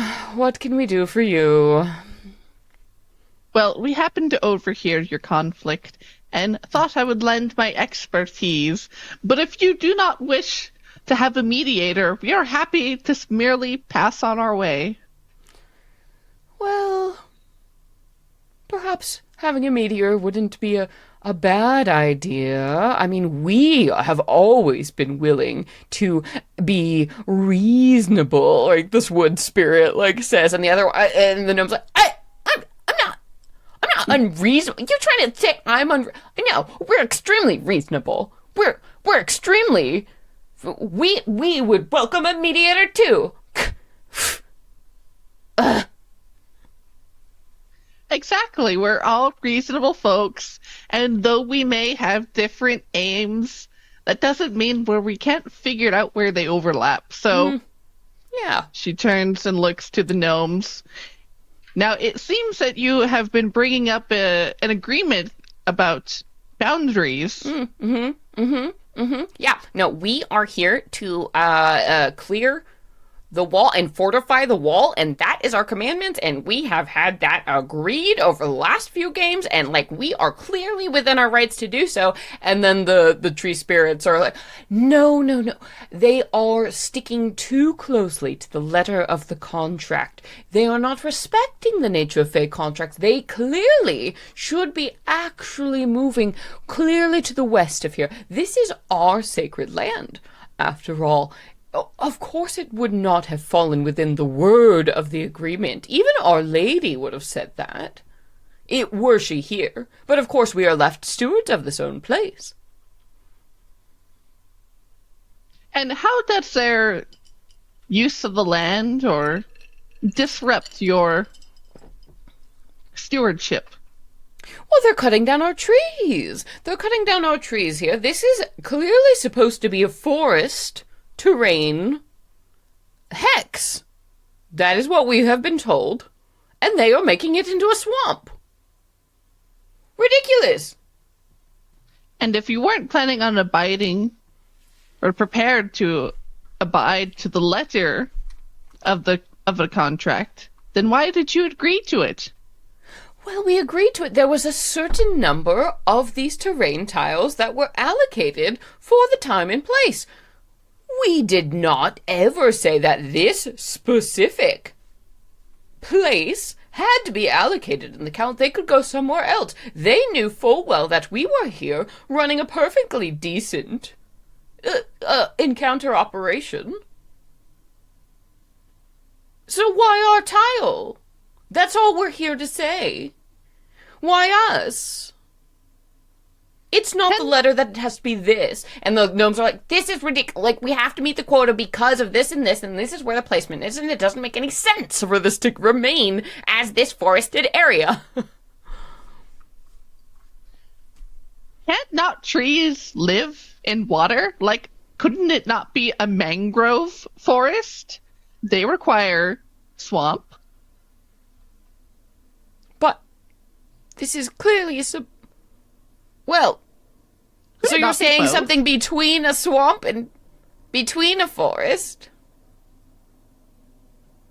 You're proposing some kind of dual terrain situation? Indeed. Yeah, quite. I mean, after all, the trees need the water in order to live, and the water needs the trees in order to filter out nutrients. It's symbiotic. Everybody wins. Make me a persuasion check. Gladly. Because you're trying to break the rules of this hex map. How dare you? Unacceptable. We have only 4 terrain types here. What? That is a 28. Okay, so what you would do is have us both have Providence here, and that would be fine. But then what kind of creatures would live here? Would they be swamp creatures, or would they be forest creatures? Yeah, I have to agree, this seems like quite an administrative headache.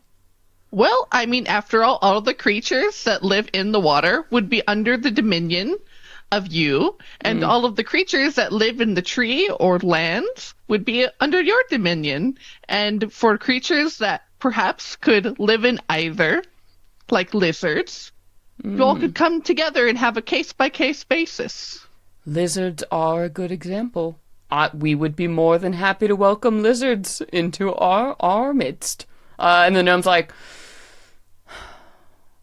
all right. So you're saying we could have both. So both would be here. So when people came in, they could fight anything. Just like anything. Exactly. And isn't that so much more exciting? A way to change it up. It is sort of a dangerous little twist. No, yeah, you'll admit. We might be able to kill more adventurers this way. What do you think? Precisely. Yeah, and the wood spirit's like, I do quite agree. It's a rather appealing notion. All right. Well, strange person from the woods, I am inclined to trust people from the woods. So, yes, I think your terms are acceptable. If you are willing, my friend, to make a deal, I am willing as well. And, like, looking down at the gnome, was like, I quite agree. I think Our Lady will be pleased with this innovation. Thank you, strangers. You may go in peace. Today. But next time you come back here, this will be both a swamp and a forest tile. You mark my words. And harrowing it shall be, I am most certain. Indeed. Yes. We corners must hold the line. Like, get the fuck out of here, let's go. Yeah, you're like, ha ha ha, good. You've officially changed this tile on the map. I would roll on both a swamp and both a forest encounter from now on. Incredible. So you Well, fucked it. You fucked it for We're future not adventures. coming back through this tile. Ha ha ha! Okay, bye. Yes, you move along. Move along very swiftly. Good job. Good job. Where do you go from here, cool cats? You can still head south. South, southwest, northwest are the options you can go. Really quick, while we're moving, I want to ask Emily if she knows with like any of the other adventures she's been with, if she's been to the fountain many. and if she knows what it does. Oh, yeah, there are a few fountains that come up here in this little place. I don't think there's just one. There's probably many, but yes, it said the waters from the fountain will cure any ill, so it's some kind of good reward you can roll, I think, or come up. If you stumble across it, it might help you. You know, people get quite exhausted or poisoned, or there's all kinds of nasty business going on in here. But yeah, the waters are supposed to help with that. So if we knew somebody who is turned to stone, could we take some water to them? Oh, yeah, probably. Well, you've already lost one of your number, because that doesn't bode well for me, girl. If you're getting my hopes up, you need to tell me now. Oh, no. It's somebody that we knew who didn't even make it into be a champion, but we're going to help them out. Basic. Yes. Well, yes, if you have amateurs you need to save, then yes, the water would probably do that for you. Okay, I appreciate you, girl. Hang tight. And Lou will tell everybody else that if we find a fountain, we gotta grab a canteen of the water, at least. I do know there's some tricky business, though. It's something like a one-use thing, or there's some fey nonsense. If you try to use it too many places, it becomes poison, or something. I'm pretty sure that's how one of my past owners died. Oh, well, thanks for telling us now. They tried to be greedy. Don't be greedy here. Surprise with the fey. It never works out. Shocking. Shocking. Yes. Thanks, girl. Yes, girl. So from here, what direction would you like to go? Keep going south, finish this out. Trying again for fast? Yeah, see if we can get to that dragon. and Why then not? We're almost at the end afterwards. of the night. Let's go fast. Here we go. All right. South. So somebody roll me that D4. See if you can roll 3 or 4 to move 2 hexes. I got another 3. Okay, 3. There you go. So you can go 2. So you will move south 1 hex, and you find you have run into a corner. So you officially move into the swamp terrain. So this is swamp terrain, and then you see that the wall extends. So on side 2, 3, and 4. So that means you are officially in the corner of whatever this is. You're at another point where the wall stops. Woo! Yes! So that means from here, and since you can move a second hex, and you can't keep going south, you can go either northwest, so that means into the 5 position, or you can move southwest into the 4 position. Southwest. Let's get to that dragon. Go, crawling! Alright. Prepare ourselves. This is the nastiest one. We should, who would most benefit from being able to fly? They should hold that just in case. Well, I'll say because the layers themselves are going to have all kinds of issues. Just getting into there more like a proper crawling inside the layer is going to be like dealing with whatever challenges await. So you might want to save it to see what the hell is going to be there. Their own mini layers. You know, dragons. They're nonsense. So from here, before that, we need to roll. What is our encounter? So somebody go ahead and roll me a D20. Plus, this is our 4. So D20 plus 4. See what we get. I got a 10. Ooh, okay. 10 is still pretty... Oh my gosh. 10. Okay, just straight up random. So let's do a D12. Sage, you got this? 5. Ooh, okay. A 5. A 5. That's new. Wonderful. Okay. So, 5. You are now, so you're in this swamp, like, officially proper in the swamp. This is the first time, like, moving into this tile, and so the forest, turns to this just, it's smelly. It's just smelly. Swamps are ridiculous, full of strange chemicals and scents, and the floor below you, like the ground, becomes squishy and squelchy, and it's just so hard to move without drawing attention to everywhere. And there's this thick shroud of mist that just like hangs down on everything, and you're like, is it mist, is it smoke? You're not really sure. It smells vile, whatever it is. And the sounds of like bullfrogs and chirping and just the bugs become just oppressive, like as mosquitoes just like biting you constantly, and it's icky. You feel humid and moist and hot wherever you step. It's wrong, and just like, it's horrible, just as a starter. And so you're like making your way, trying to get through all of this, and you finally come to a place where it looks like there's like a little bit of shelter or ruin of something, maybe some kind of building that's almost like half sunken into just the mud and the goop like of this place. And you're like, finally, head for that, just so you can get some solid footing, like, as the water's soaking through your boots, and it's just hellish.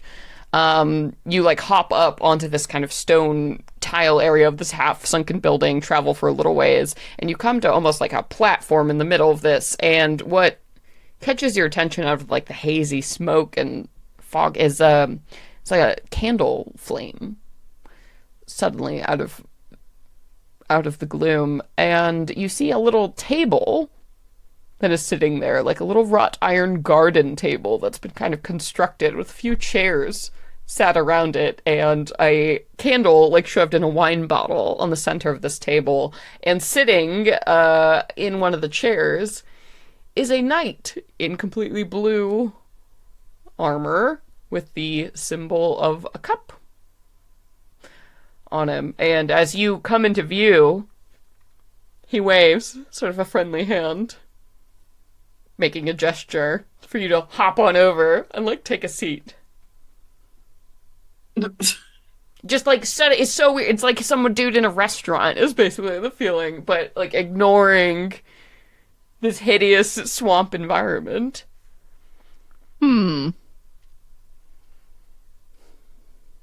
Sounds like there's magic afoot. I like make a perception check to like see if there's any kind of like runes or anything where it's like a trap or like just anything. Like, this is just too fucking weird. Oh yeah, for sure. Yeah, investigation, looking for traps. Like, absolutely, go ahead and do that. Natural 20, 28. Yeah, other than like the fucking terrible landscape and everything, you're not seeing any indications of like magic glyphs or symbols or, mechanical traps, anything that would like indicate this is a bad situation. And he, claps some like hands over his helmet again, because you cannot see the faces of any of these people, and a masculine like deep voice rings out across. I promise, I'm just here to talk. You might not get that offer from my other knights, but it is so with me. Where's his weapons? So you can see, yep, a big sword at his hip. If you wish to move along and do not wish to speak, that is fine. I will let you go in peace. I just figured perhaps we could lend each other some aid. I mean, we can go and talk and choose not to. True. Right. Well, I guess Tony will walk forward. Yeah, you can kind of you have to like sort of pick your way up over, the stones, because there's like this melting channel inside, right? Like it's just full of swampy water. So he's like kind of set up in a corner, the only flat surface here. And he'll stand up in like a very polite, chivalrous gesture, sort of scoot in, pull out a chair for you if you wish to sit. Thank you for coming over. It is good. One warrior to another. I figure we owe each other all the help we can give in such strange circumstances. Aoife, as she goes to sit down, she will kind of dip her fingertips into some oil, and then she will trace these glyphs over her eyes so that she will be casting see invisibility, because this just doesn't feel quite right and doesn't want to be surprised. Yeah. So you move over, you cast invisibility. You don't see anything immediately around you that flags your attention as an issue. And he waits for you all to sit, if you will. Lou, do you take a seat at the table? Rook will not. No, She she's will good with standing. Yeah, Rook will also stand, like, sort of bodyguard style, I guess, behind. And the knight nods, and takes a seat. So, we find ourselves in quite the situation. I know my companions and I have decided to split up to explore more of this place quicker, since we are indeed against one another, and I have found myself in this horrendous place. I was hoping that perhaps, before either of us get too far or make any progress, we might share notes on dangers, things to come. I would offer you information. In exchange, you would offer me information of what you know. That is simply all I ask, so all of us must get out of here faster.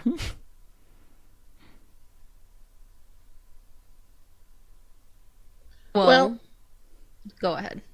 I was going to say, in the spirit of giving, I would much prefer to have this conversation if you're not wearing your helmet. After all, it'll be easier to tell if each other is lying. I'm afraid I cannot remove my helmet. It is part of the curse that inflicts me thus. I would like to make an insight check. Yeah. Go for it.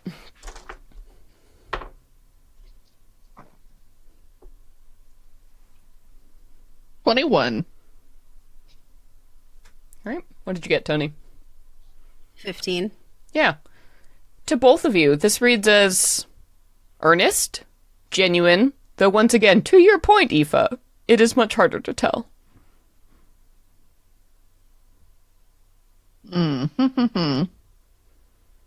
But in the note of the voice or, his posture, there's no, cringe or twitch or, a change that reflects any deception.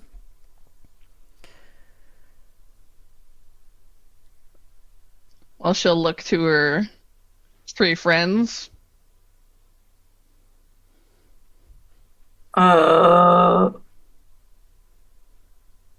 you and your friends, have you come across anything? Major dangers? Environmental dangers? Yes, we've all faced several of these dangers. What I am willing to offer you is, I assume you have figured out the dragons, yes? Yes. We have.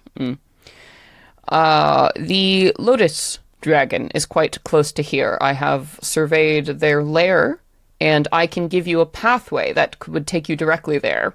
As in, you wouldn't have to roll any hexes, you could just walk there. But this Lotus Dragon is outside of my power to face alone. I would have to wait for my companions to do so. And they seem confident they can deal with the other dragons in the meantime. So I would go to meet them. So I would give you the information. You could simply go right there. I could warn you of all of the hazards in this area, the swamp specifically. And then we would be on my way. What I would ask of you is for you to share your information of all you have garnered so far. So essentially I would be revealing my knowledge of this arena. So basically showing you all the tiles he's explored of the swamp terrain.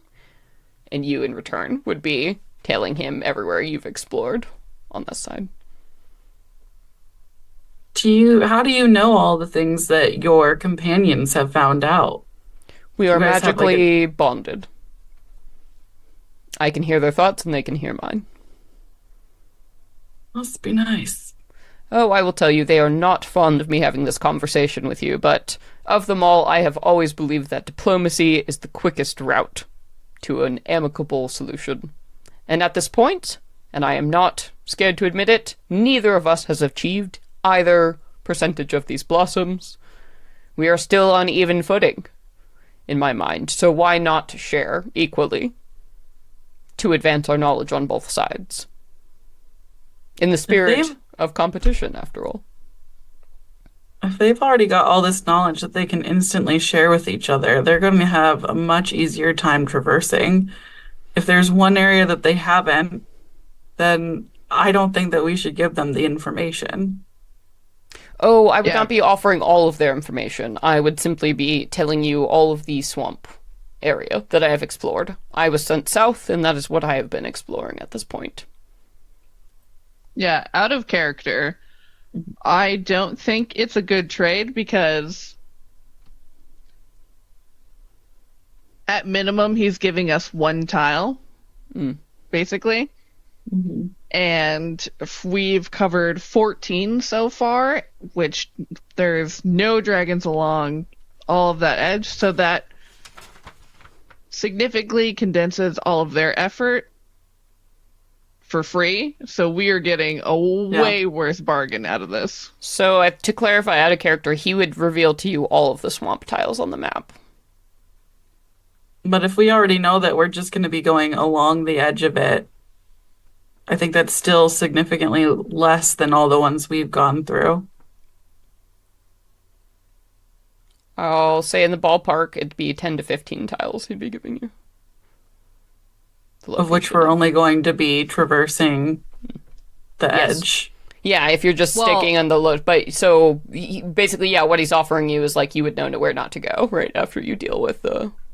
Yeah, I mean, it might help us get to the other dragon faster if we know to avoid certain encounters. But they're random, so it doesn't matter. Oh, I guess it does reset. Wait, yeah, if everything resets, Not the terrain types. The terrain types always stay the same. Yeah, the train types, but the random encounters will reset. So him telling us where swamp is doesn't give us anything new. Well, after you deal with the And- swamp dragon, you know where not to go on the map, because you know where all the swamp tiles are, right? True, but we skirted about probably a third of the circumference. There's only one direction we can go, logically, and the fastest way path on the circumference. Yeah. Again, So this is just a spirit of trade. If this deal is Yeah. not amicable to you, we shall shake hands and part ways. We can just part ways. I am sorry you feel that way. I will warn you, none of my brethren are traveling together. That is simply not how we do things. We're all a little bit too different from one another to operate thus. You will not get as kind of reception from any of them as from me. So be wary. Okay. we appreciate the gesture. Good luck, then, in your travels. Good luck to you. Farewell. And he rises up from the table, true to his word, and goes stomping off in the direction you came from. Basically, looks like he's probably doing the same thing, been sent to individually scout, the edges of whatever. And he will move past you all. Alright. But there you go. So weird. They're so weird. I don't understand these guys. Yeah, I was more interested in, like, why are you here? Like, what are Yeah, you trying why to are talk to you them here and about? why are you the nice one? Like, what's your deal? You learned a bunch of stuff he just threw in there casually. Yeah, like Yeah. there's a curse. They don't Well, just get the along. fact that they're separated and covering Yeah. definitely more ground than we are, that's not great. I Yeah, mean, and the they fact- all have to come back to fight this guy together, but we don't Yeah. have that much time if that's the case. Yeah. They all feel good enough to travel apart from one another, but not strong enough to fight a dragon without being without each other. So, Yeah. yeah. And they don't like each other, clearly, based on what...